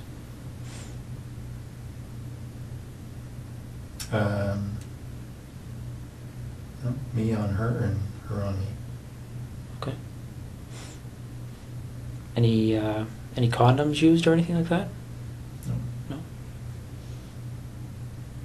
So and again, correct me if I'm wrong. Vaginal intercourse. Her performing oral sex on you, and you performing oral sex on her. Mm-hmm. Do you remember what order those things occurred in? Yeah. I started with the oral sex. Then I raped her. And then later on I made her perform oral sex on me. Okay. Any kind of conversation happening when this is going on? Yeah, a little bit. What was being said? Well, I threatened her before she before I had her perform oral sex. What did you say? Well, I put a zip tie around her neck. I said that I would pull it if I didn't like what she would do. Okay. So she did what you told her to do? Mm-hmm. Any issues there? Any reason to pull it? No. So, do you remember if you ejaculated at that point? Or at any point? Not at that point, but later on. Okay. So, the oral sex finishes, and then what happens next?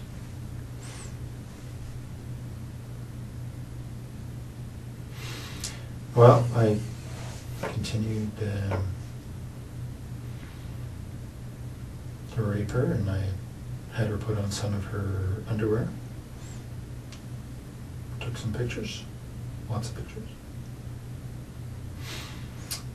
And then got her dressed, walked back to the truck. Okay. At what point did you decide that she was going to leave with you?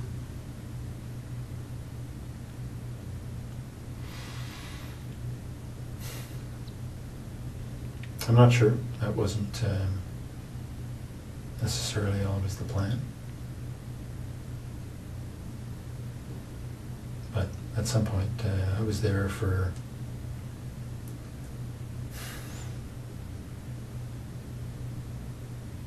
three hours, 3 and a bit.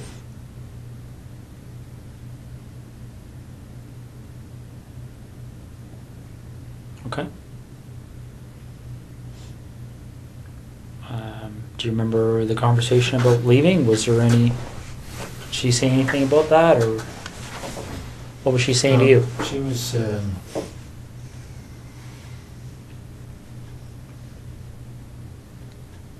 certainly cooperative. Okay.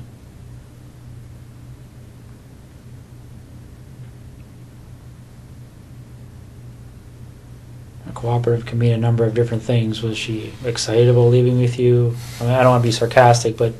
No, she just didn't put up too much of a fuss. Okay. Did she try and negotiate with you at all, or... No. What did she say? Well, I told her that I would let her go later on. Okay. So when you take her out of your house, is she still bound, or Yep. how is that done? Just hands behind her back. Okay. What about her feet? Anything there? No, she was walking freely. Okay. Barefoot, or... No, she had those brown suede shoes on that had been reported. Okay.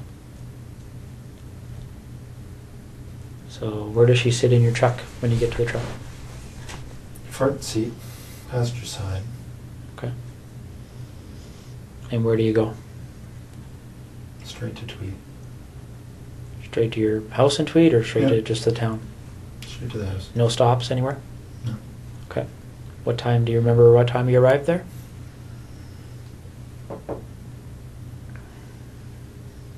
I don't exactly, but I'd say between 4:30 and 5:30.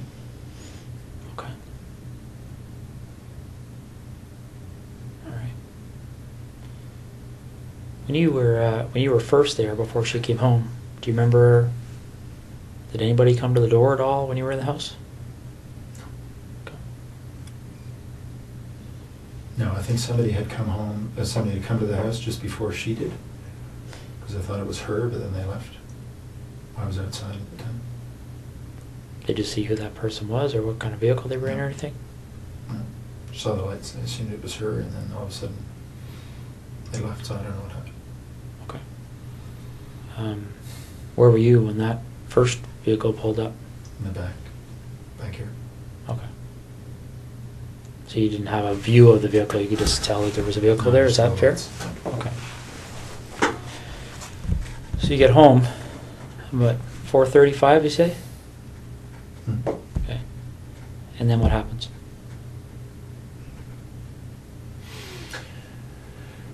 Well, she would go to the bathroom and get a quick shower, wash her.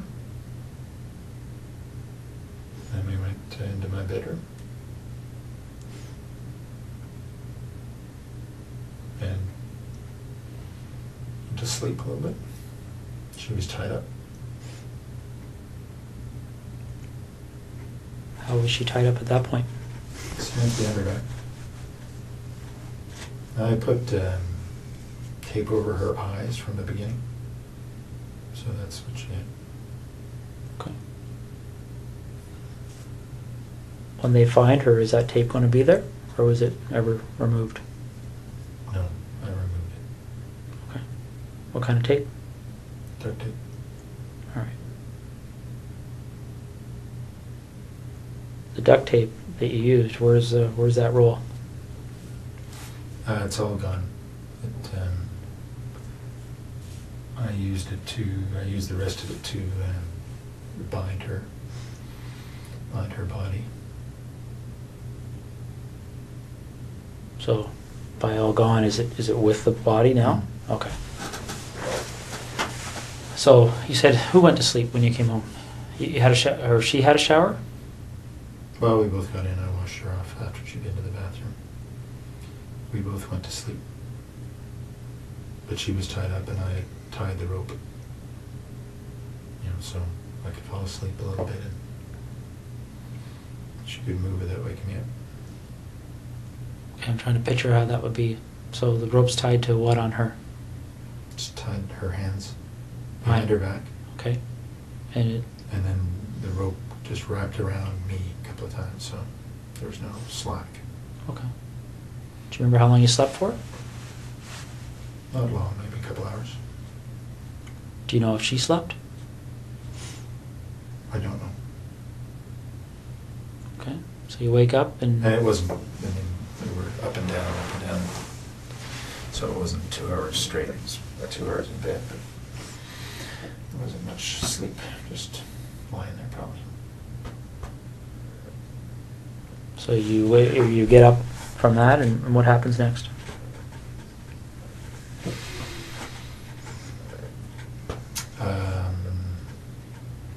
She had a seizure, actually.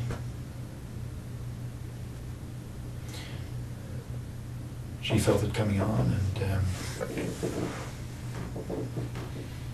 because she'd had some before. Lasted quite a while. Got her dressed into the family room,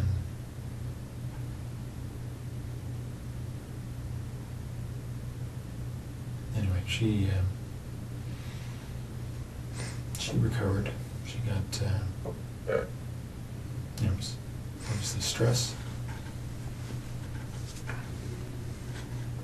but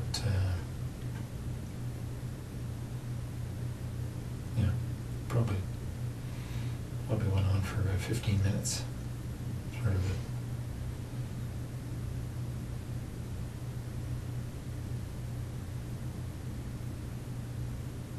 So, Yeah. how do you know she had them before? She told me. Did she tell you why she gets them? Well, she suggested it was stress. Yeah, so she felt herself start to tense up and said she thought she was going to have a seizure.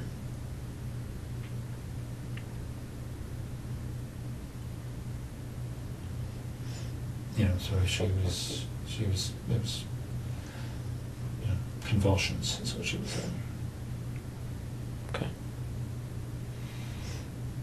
So she recovered from that? Yep, I stayed with her and talked her through it and make sure she didn't bite her tongue. Okay. And then what happened? Well, then we had a little lie down right there because she was obviously exhausted. Put a cover over her, and she went to sleep.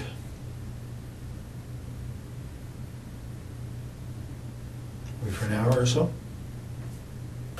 And I had told her earlier that before I let her go, I wanted to take some pictures of her in her underwear. And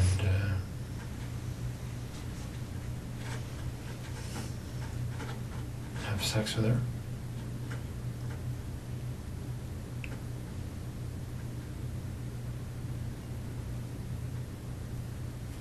So after she'd had a rest for an hour or so,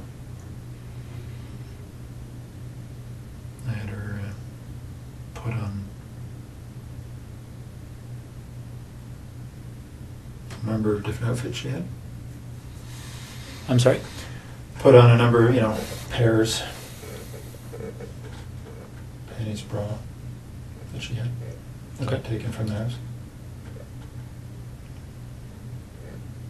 So she put those on and I took pictures. Okay. Are you in any of these pictures? Yep.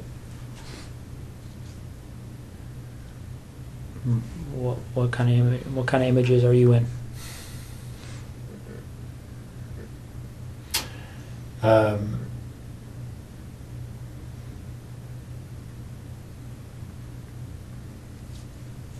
Well, I'm with her. There's, on the hard drives, you'll see there's video as well. So there's video of the,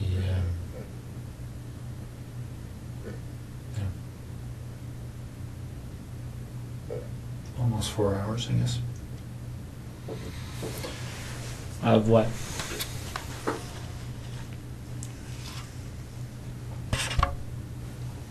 Well, of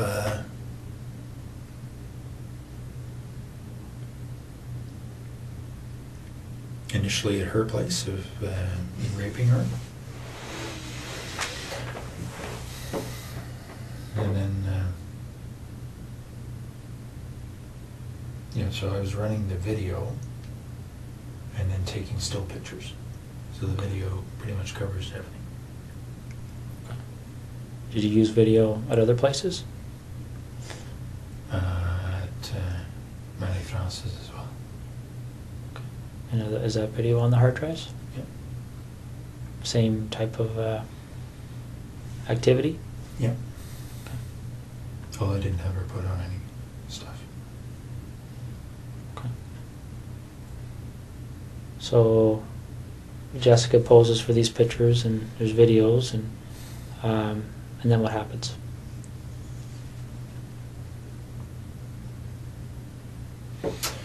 Then I got her dressed because she thought she was leaving. Got a bite to eat. Fruit. And then as we were walking out, I struck her on the back of the head. Okay. When did you decide to do that?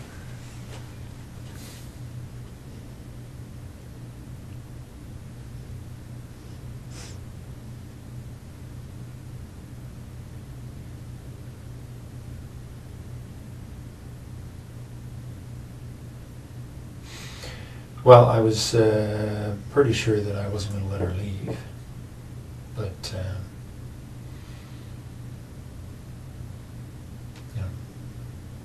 the idea of striking her on the head was developed in the afternoon.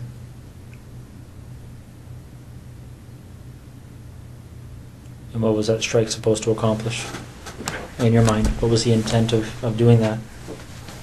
Well, I thought I would be able to knock her out, and then I was going to strangle her. Okay. So when you actually do strike her, what's the result? Her skull gave way a little bit. Felt like, and there was a lot of blood, so I think that's what happened. She was immediately unconscious.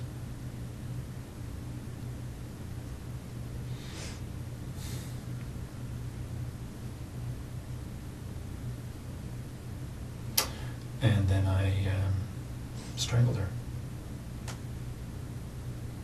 How'd you strangle her? The same rope. Just put her on her neck Okay.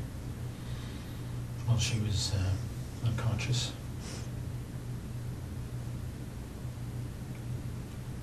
Now, what happened to the zip tie that was around her neck earlier?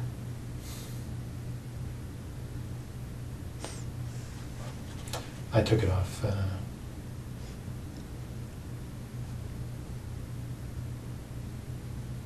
around then, I guess.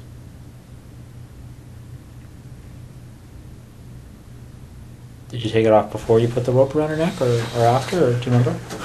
After she was dead. Oh, okay. So the zip tie was around her neck while you used the rope? Mm-hmm. Okay. Did you leave the rope around her neck? No. Okay. And how did you know she was dead?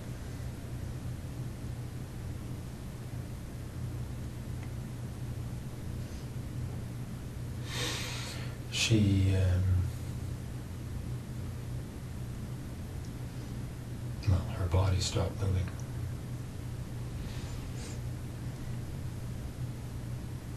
Okay. So what did you do after that? I bound her up to there's her fetal position.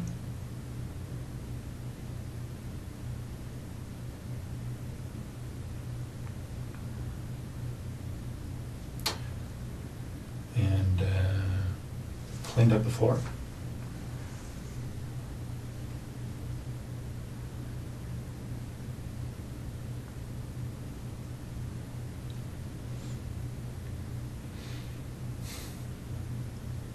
No, you say you bound her up. Are you referring to the duct tape that you talked about earlier? Yeah.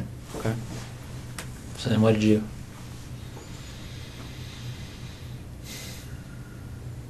I put her in the garage. It was very cold.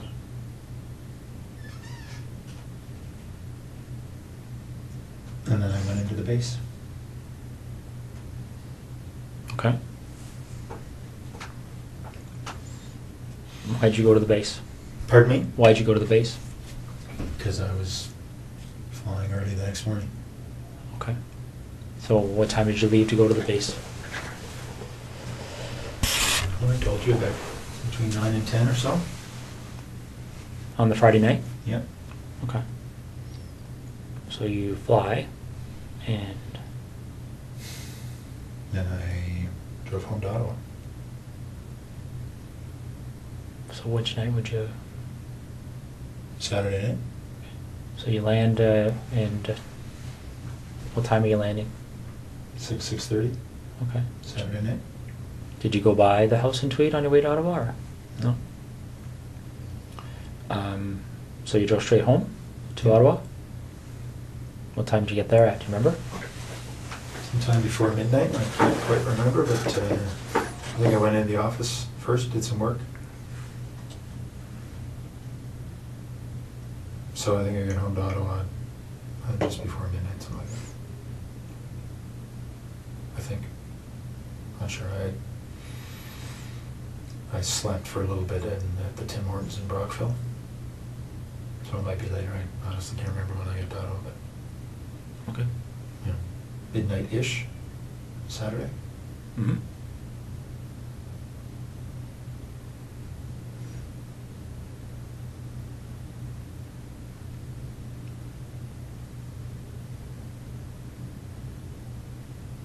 So you get home, you're in Ottawa, what do? Go to bed or Yeah. stay up?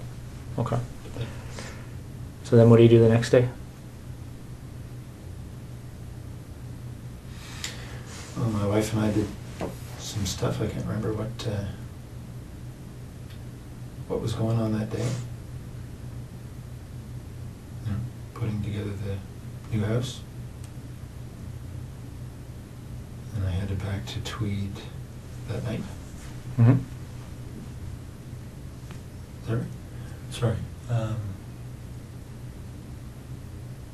No, I didn't. I had Monday off.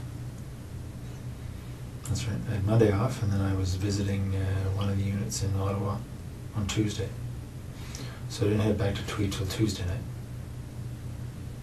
Okay.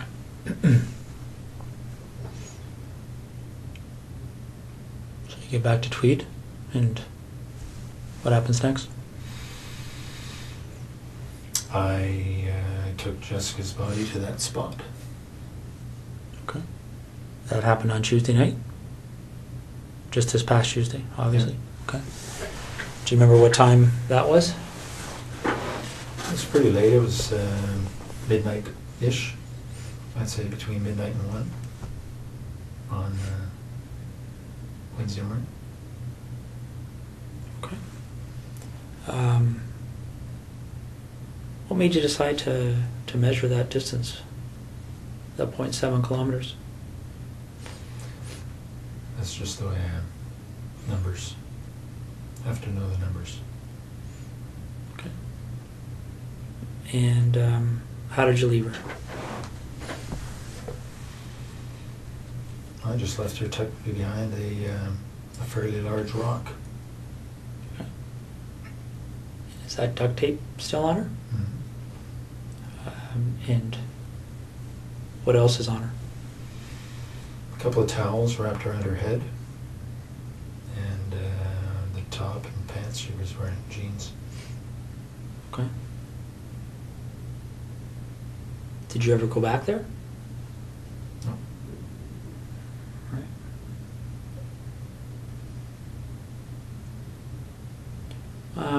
What other type of cleaning and things like that did you do? Anything else to kind of cover your tracks that you can think of?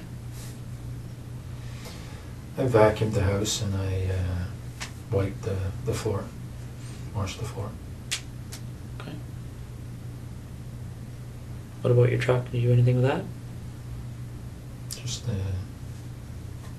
washed today because it was a mess, and vacuum. Okay.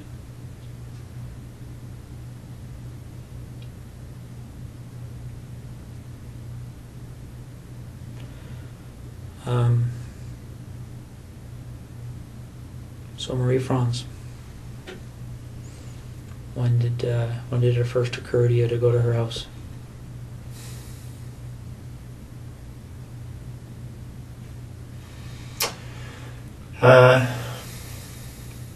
Well, probably in October. October, November, not quite sure, but somewhere in that time frame.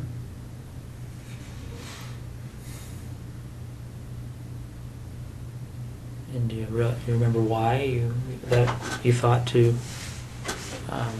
do that?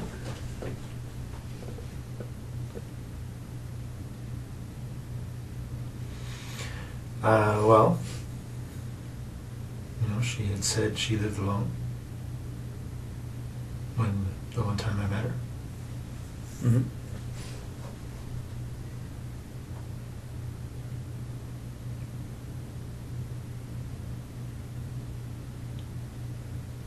Yeah.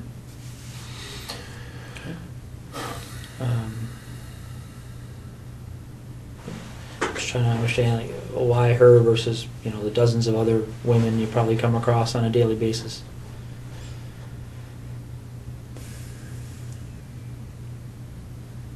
I don't know.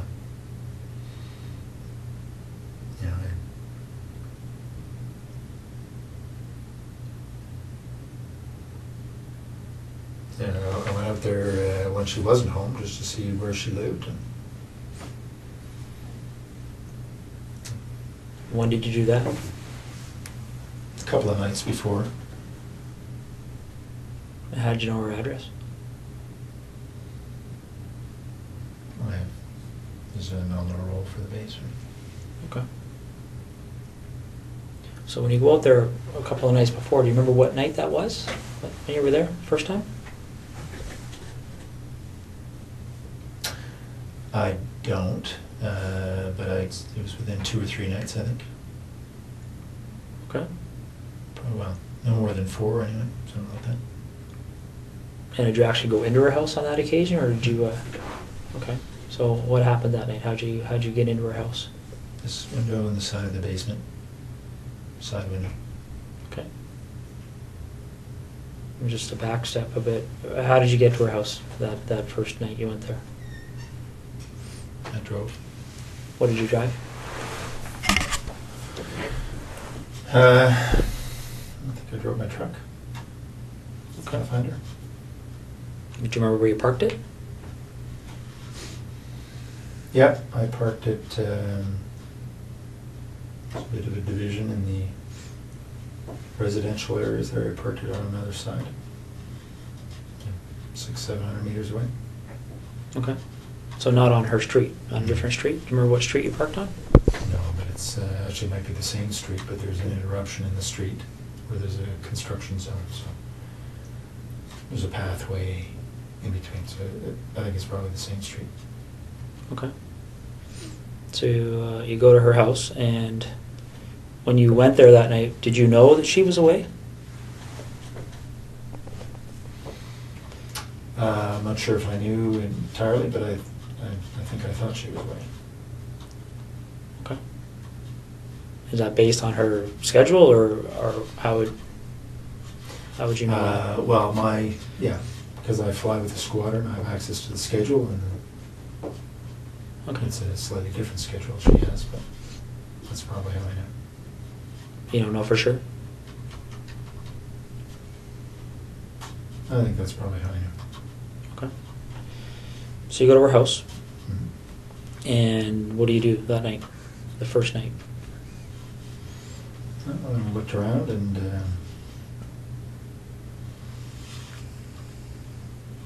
make sure that she was living there alone.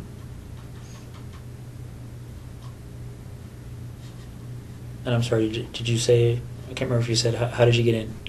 Same way. It's about side basement window. Side basement window? Okay. Do you remember what kind of window it is? Like what made it, Well, I just noticed it was, noticed the flashlight, I could see that it was not locked. It had been opened slightly. So I removed the screen, slid it open, went in. okay. So you go in and you're in her house, figuring out she lives alone, and do you do anything that night? Yeah, I was playing with her underwear. What do you mean playing with her underwear?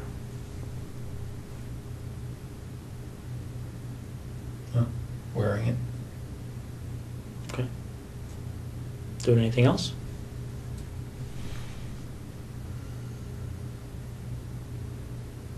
No, I didn't touch her stuff.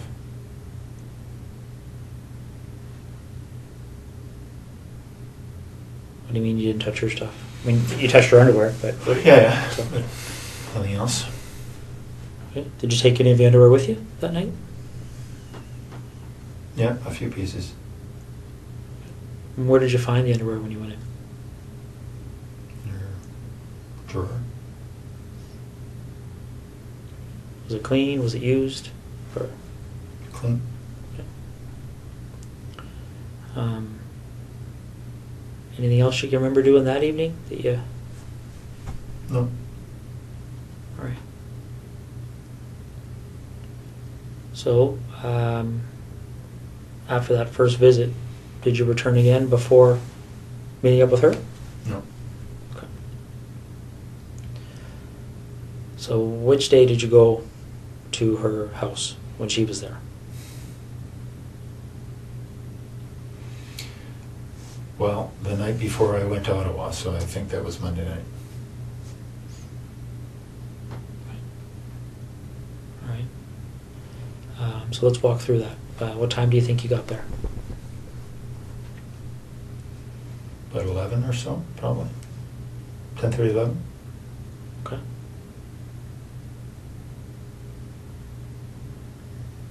Yeah, so she was on the phone in her room. I could hear that from the backyard. I got in through the side window. The same basement window? Mm-hmm. How could you hear from the backyard? What was... Just hear her on the phone. From beside the house. Could hear through the walls that she was on the phone. Okay. Any idea who she was talking to or what she was talking about? No, couldn't hear that well. Okay. So you go in through the basement window. And what are you wearing when this is happening? A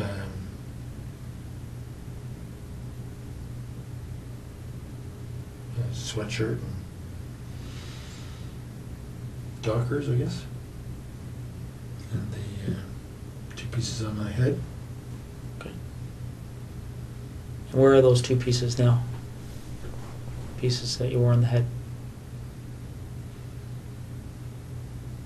They're probably in my bag, in my luggage bag in Edison in the bedroom.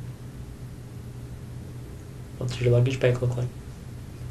It's a blue duffel bag type thing. It's right beside the bed. Okay. Is it the only blue duffel bag in your bedroom? Mm-hmm. And these pieces, what do they look like again? It's a blue headband. Okay. Standard blue, winter headband. And black skull cap type thing. Okay. Any insignias or anything on them? Yeah, there are, but I don't know what they are. Do you The know? blue headband has something stitched, a name of some sort stitched on it. And the skull cap has some sort of emblem, white emblem on the black. Don't know what it is. Are they like sports emblems or company emblems or? It's the manufacturer's. Okay. Anything else in that blue duffel bag? I don't think so. Is it full of things other than? Just my clothes. Okay.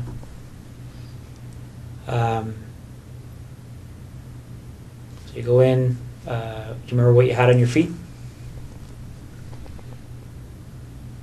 In the house there? When you went to Marie-France's house? No, I don't. Probably running shoes. There wasn't snow on the ground. So you go in and you're in the basement. And whereabouts in the basement are you?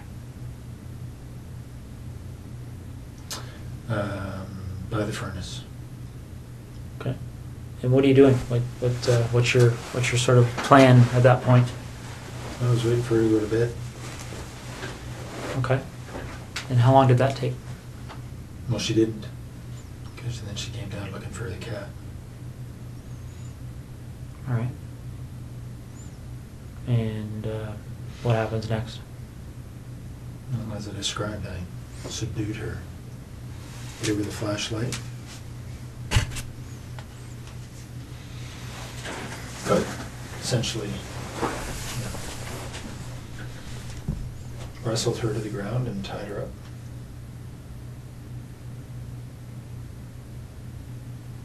Okay. And what did you use to tie her up? Same rope, green rope. It's in Tweed. Is it just green or like how long is this piece of rope? It's probably 20 feet. It's a boat rope. It's got some red specks in it, I think. Okay. Is there lots of ropes in Tweed, or is this probably the only rope? No, there are two lengths. 2 lengths of the same green rope? And were they both used? Well, I only ever had one with me, so I don't know if I used the same piece both times or not, but only 2 lengths of rope. Okay. So you tie her up. How did you tie her up after you subdued her? Okay. And what is she wearing at that point? She wasn't wearing anything to start with. So when she came down to the basement, she had no clothes on? Mm-hmm. She had some sort of a shawl over her shoulder. Okay. And she immediately dropped when she saw me. Did she say anything when she saw you? She did. She called out, "You bastard." Okay. And then what happened? Then I subdued her as I described. By hitting her with that red flashlight? Mm-hmm. Okay. Although they were more glancing blows. Cut her skin, but weren't doing much else. Okay. She fell over and then I subdued her. She tripped. Okay. How did you tie her at that point? Like, I know you used the rope, but what did you tie her up like? Just told her to put her, I pulled her hands behind her back and just tied her wrists together. Okay. And then what happened after that? Then I took her upstairs.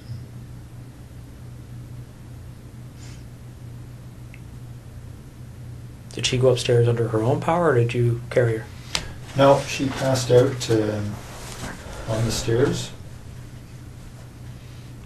and then I carried her up. Why do you think she passed out? I expect from the hits to her head. So you carried her up to where? To her bedroom, put her on the bed. Okay. And then what happened?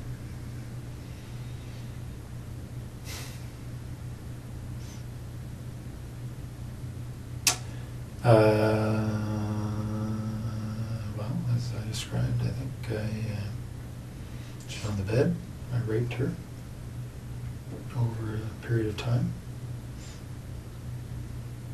Okay. And again, just to be specific, what sex acts took place? Just vaginal. Your penis and her vagina? Yep. Any condom use? No. Did you ejaculate? No. Did you ejaculate at any point with her? No. Okay.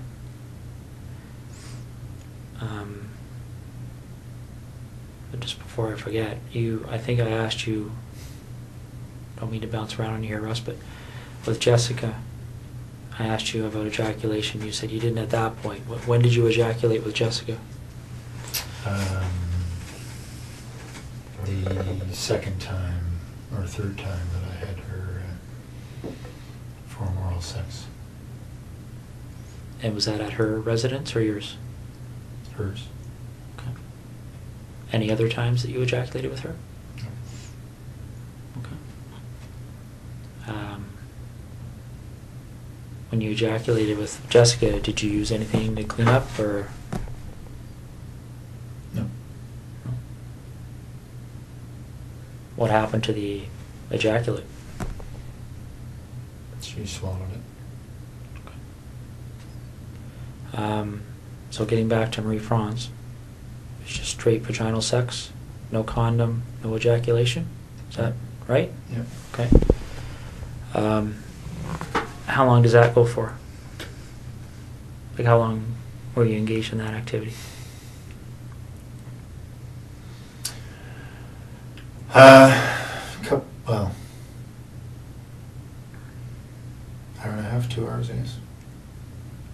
Okay. And then what happens next? Well, as I described, I suffocated her using duct tape. Okay. Why did you decide to do that?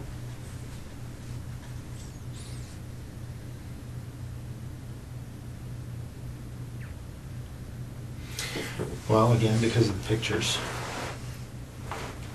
As I described to you, it would have. It was going to be a pretty straight line back to Tweed. Okay. But why did you decide to use that method versus something else?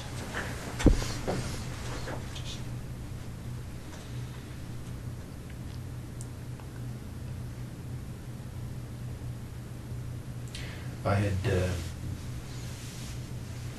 thought about strangling her earlier.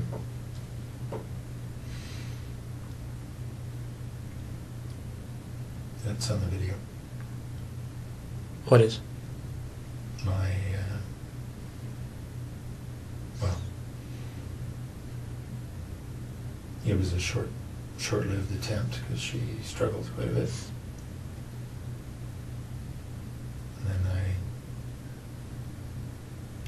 decided that I needed to suffocate her. So there was a short-lived attempt at strangling her? And what's on the video, the suffocation or the strangling? Well, just me putting my hand on her throat.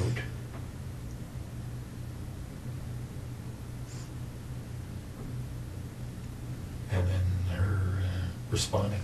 Yeah. No surprise, very aggressively. Okay. Any videos of the suffocation part or pictures of that? Now, you mentioned that you brought the rope with you. Where did the duct tape come from? I brought it. Okay. And what did you do with it afterwards? I think it stayed in Tweed. What color of duct tape are we talking about? I know it comes in a variety of colors, but Gray. gray.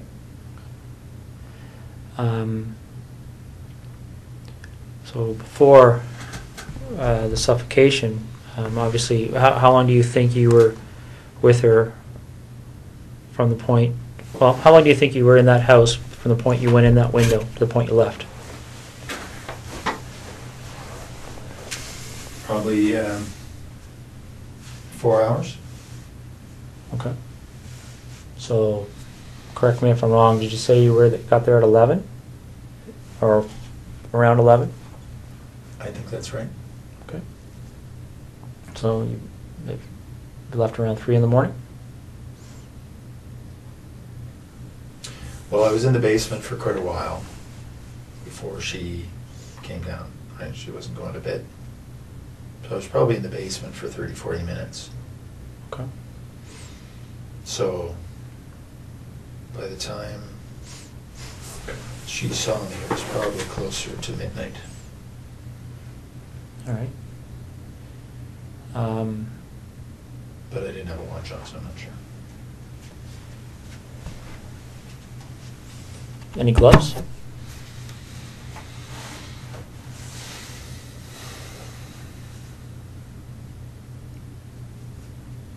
I don't think so. Did you wear gloves with Jessica? Only to get in the house. It was a very cold night. And what about the 2 women in Tweed? No gloves. So while you're with Marie-France, what kind of conversations are taking place? Anything she said to you stick out in your mind? No, then I taped her mouth. There's no conversation. Okay.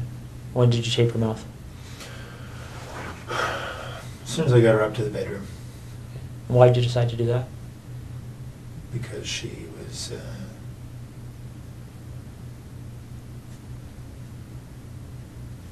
quite aggressive. In what way? I was confident she would have screamed given the chance. What way But was she did initially, Did she? in the basement. So in what way was she aggressive? Well, just in,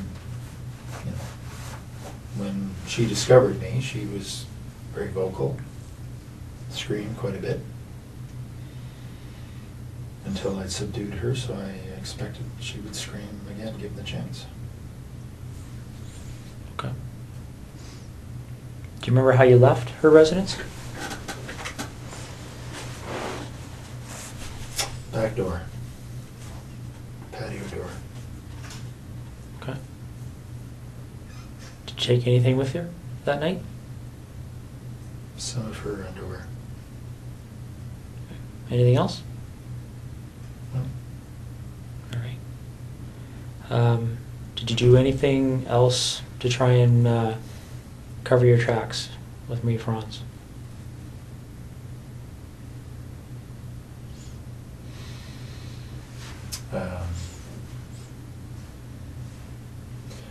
Well, I had turned off my BlackBerry before I left Trenton. Other than that, no. Do you remember trying to destroy any kind of evidence there, or anything that you thought may have produced evidence or anything? Oh, I took her sheets off the bed and ran them through the laundry. Okay. Like the laundry where? In her house. Okay. Did you run them completely through? Did you wait for it to finish, or? No, I just put them in and put a whole bunch of bleach in and let it go. Okay. So the night you went to her house and got there at 11, you came from where? Like you said, you left Trenton. You turned off your BlackBerry. You talking about the base, or are you talking about where did you leave to go to her house? Well, no, I just turned off my BlackBerry before I left the Trenton area. I would have left from the base after work. All right. When did you what time do you think you turned your BlackBerry off? Well, it's only a half-hour drive to Brighton, so you know, probably in the 9:30 range. Okay. Do you remember what time you would have turned it back on? And I was back on the 401 heading to Ottawa the next morning. What time would that have been? So 6 plus or minus 30 minutes. Okay. So you leave her house 3-ish. No, I think it was later than that. So the 4 hours obviously was. I think I went in about 11. Was in the basement for quite a while. Probably left her house closer to 4:30, somewhere there. Okay. And where do you go? I drove to Ottawa. Straight to Ottawa? Yeah. Did you go by your house in Tweed or anything, or did you just go straight? No. Remember what route you took? Yeah. 401, but from her place, I think I went straight north on whatever the road is that goes straight through Brighton up to the 401, hit the 401 and headed east. Okay. And so you're going to, what's the meeting you're having that day in Ottawa? Remind me. It's a meeting on the C-17 acquisition project. Okay. And who ran that meeting? The project manager, Miss Sue Hale. Okay. Is that the only meeting around that time period you would have went to on that issue with Sue Hale? Hmm? There wasn't like a weekly meeting or anything like that? Okay. No, this is sort of a quarterly. All right. So the night this happened, where did you park that night? As I said, across the gravel little roadway, it's probably the same road. Okay. Similar location to the first night? Yep. All right. Same vehicle? Yeah, truck. Okay. All right. Okay, let's talk about seeing as we're going backwards in time here, why don't we talk about the second incident in Tweed? With Lori Massacotti, one that's at 76 Cozy Cove.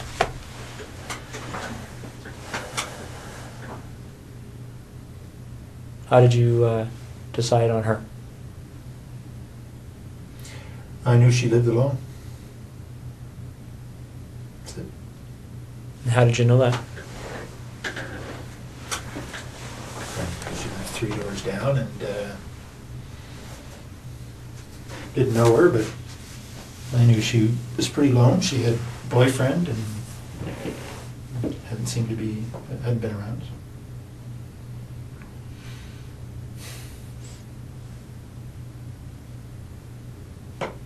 You know, looked in the window and she was alone.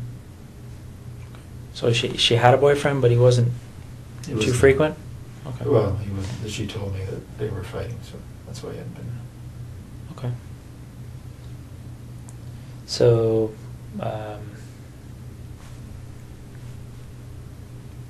did you look in her house before the night that this this incident happened, or when did you do Yeah, that? I had been in within the week. Probably a couple of nights earlier. What did you do that night? I looked around to see if there are any permanent signs of her boyfriend, I guess. Took one or two pieces of her underwear.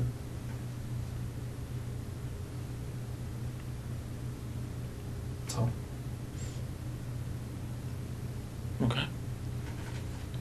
So the night you go there, when the incident happens, do you remember what time that was? It was pretty late.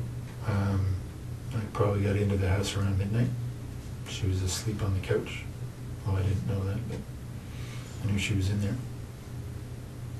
And how'd you get in, sorry? Window in the back of the house. There's a little sunroom. Was it just something you had to slide, or how did you I had get to that? remove the screen and slide it up. Okay. So I got into the house and she was asleep in front of the TV.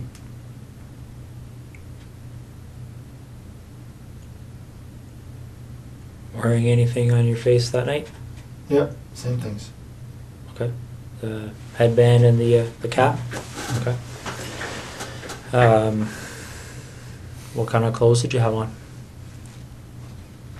Just dark sweatshirt or pants. Alright. So she's asleep on the couch, you're in there, and then what happens? We have been through this, eh? I know. I struck her with the flashlight, thinking it would knock her out. It didn't. We struggled. I subdued her. Took some pictures. Left. It's probably in the house about 2.5 hours. It's a pretty short description for 2.5 hours. Well, yeah, we talked. I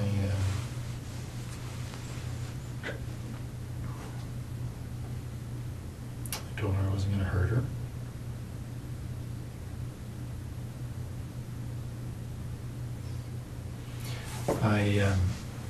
I told her that there were other guys in the house robbing her.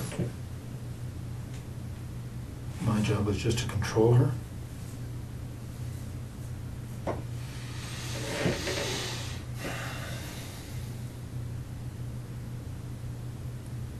What did she say to that? She was scared. Worried she was going to be seriously hurt. Did she say that, or did you just assume that? No, she said that. She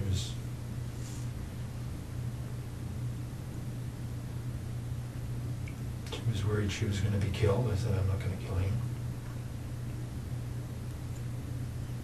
What did you do with, you said you took pictures of her, clothed, unclothed? Both. Clothed initially and then unclothed.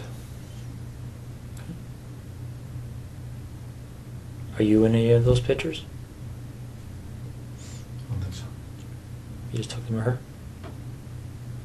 What kind of camera are you using, by the way? What, It's a digital Sony. you just have the one camera? Yeah. And the video camera. Also, they're two separate? Yeah. Some cameras take video, right? And where is the camera and the video camera? In Tweed. Is it the only camera and video camera in that house? Yep. Okay. All right.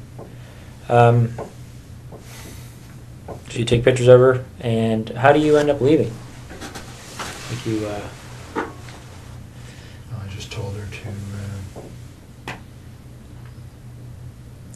don't know, count or wait for a number of minutes before before she called the police. Okay. And did you leave immediately, or did you stay there for a while, Oh, no, I left. see what she was going to do, or? I left. And where do you go? Home.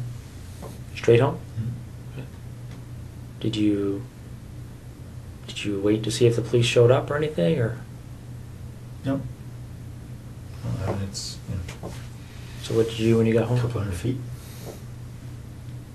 I went to sleep. Okay. And what did you do the next day? Went to work. Normal time. Okay. A couple hours later.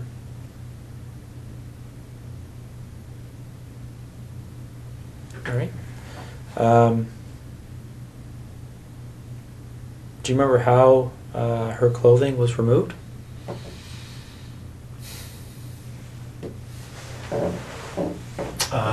Well, because her hands were tied behind her back, I think I cut off her top and then pulled off her bottom. What did you use to cut her top?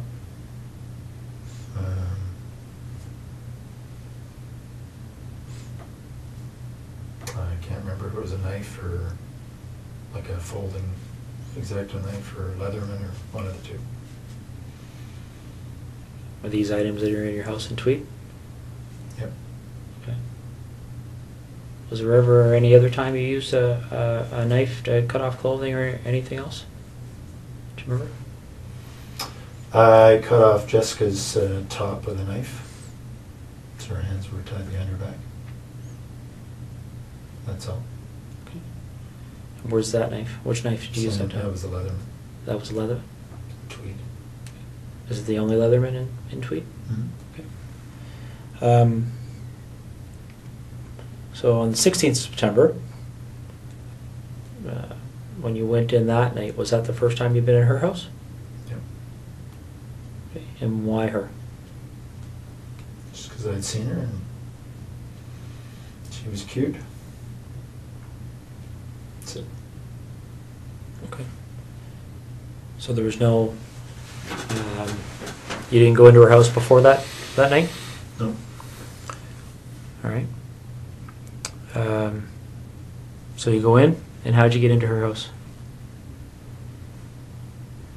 Side window. Was not locked. Cut the screen, slid the window, crawled in. Okay. And what you wearing? Same. Sweatshirt, dark pants. The same hat and... Mm-hmm. Okay. And where do you find... In bed, asleep. Okay. And what do you do? Stood over her for a while and I hit her on the left side of her head just with my hand. Just woke her up. We struggled.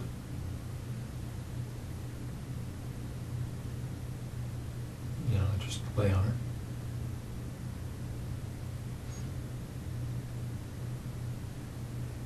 And very much like I described a little bit ago, took off her, pulled her top down, and took off her pants, took some pictures, left.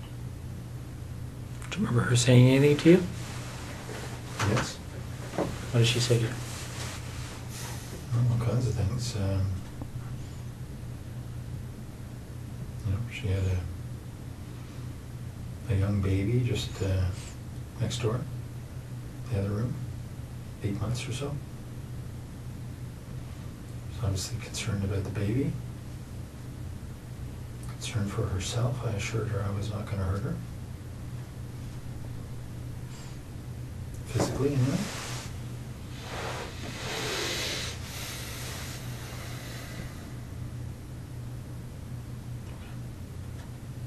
Okay. Any underwear taken from or Lori? Yep, both. And where would they be located? In Tweed.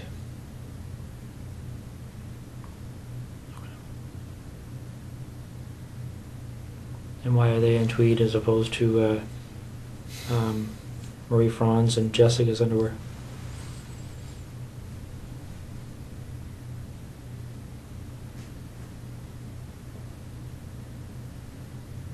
I don't know. Do you remember how much of their underwear you took?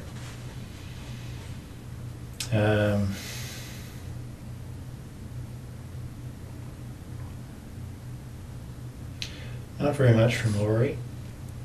Did they know that you took their underwear? I don't know. You didn't discuss it with them or anything?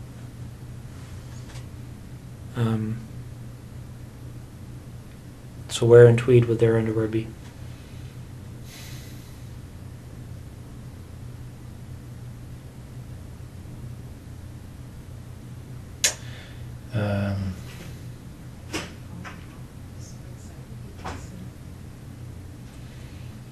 In the there's a laundry room area,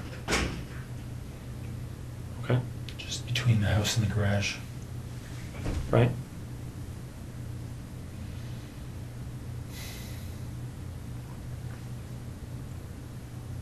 So where in that laundry room area would they be kept? There's a cupboard up top. They're in a duffel bag. What does the duffel bag look like? It's a green army duffel bag. Okay. Are they all in the same duffel bag? Is there anything else in that duffel bag? Just underwear. Okay.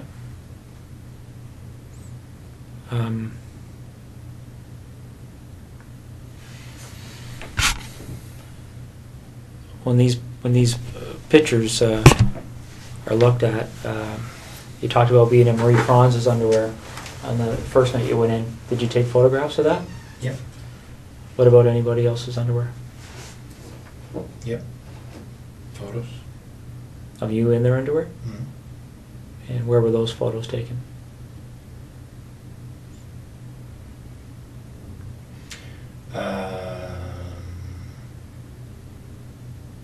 Well, sometimes in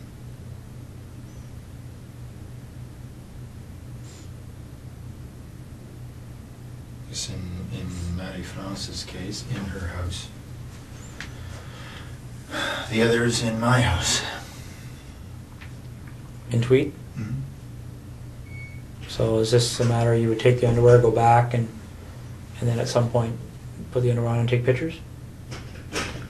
What about Jessica's underwear?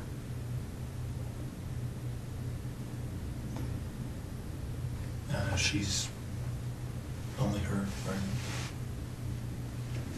So you don't have pictures of you and her underwear? No. Okay. All right.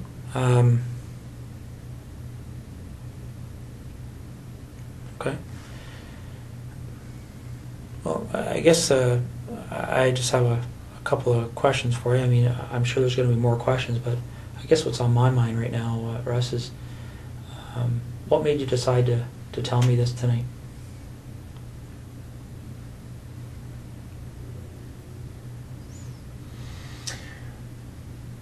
Mostly to make my wife's life easier. Is what you've told me tonight the truth? Yeah. Okay.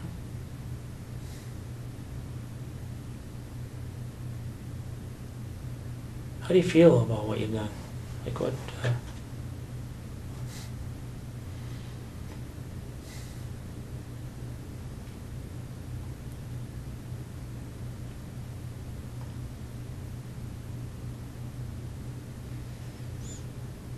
Disappointed.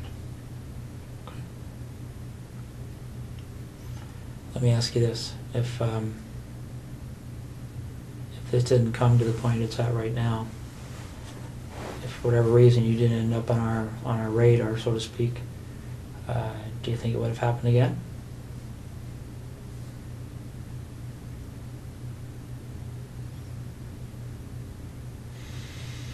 I was hoping not, but I can't answer the question.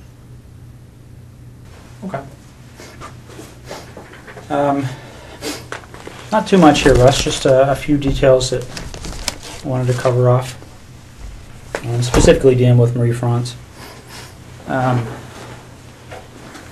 In the basement of her house, there's a hole in the drywall. Do you recall how that happened? Whereabouts? I don't know specifically, but it's downstairs.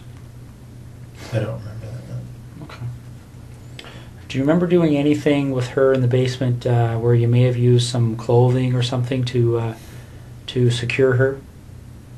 Yeah, I tied her up against one of the poles in the basement initially.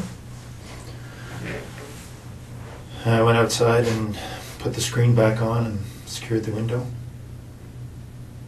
Okay. While she was tied to the pole? Yep. And what was your thinking behind doing that at that point? Just to cover up how I'd come in. Okay. Now, by the time she's tied to that pole, is that in the very initial few minutes kind of thing of the confrontation, or? That was shortly after I'd subdued her and tied her up, yes. Okay. Does she have the duct tape on her mouth yet?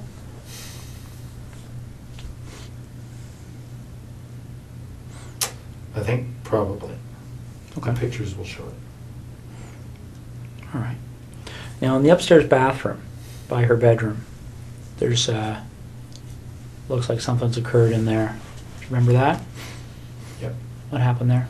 She had passed out on the bed, and I had gone to look out the front window, see if anybody was coming. And she got up and closed the bedroom door and raced into the bathroom trying to get somebody's attention. But her mouth was taped and her hands were tied. Okay. What did you do as a result of that? Well, I just got in and subdued her again and got her back into the bedroom. Okay. Didn't do anything, just regained control of her. Okay. If I remember correctly, there's a bit of blood in there. Do you know where that blood would have, how that would have occurred? All the blood was from the initial hits as I was trying to subdue her. Okay. Her skin breaking with the blows to her head. Okay. Do you recall blood being in the bathroom? No, actually, I didn't have a light on in there, but it doesn't surprise me. Okay. There's a pair of underwear and some socks on the floor of that bathroom that belonged to her. Do you remember how they got there? I Do you remember seeing didn't them? see them. Okay. What do you recall doing to her breasts? It's pretty clear that there was something happened to her breasts. Do you remember what that might have been? No, I certainly touched her breasts. I didn't do anything to hurt them. I remember that. No. Okay. All right. Well, Russ. Now, when I suffocated her, she was on her front, so may have been something there. But What do you mean? well, she was lying on the floor in the bedroom as I suffocated her, and obviously struggled. May have been in there that something happened, but I didn't do anything specific to her breasts. Okay. So when you suffocated her, that's when you had the duct tape over her mouth and nose? Mm-hmm. And that's on the floor? Yep. And then what happens after that? Well, she died, and I then took the duct tape off her head and put her on the bed and covered her up with duvet. Okay. And what was your thinking behind doing that?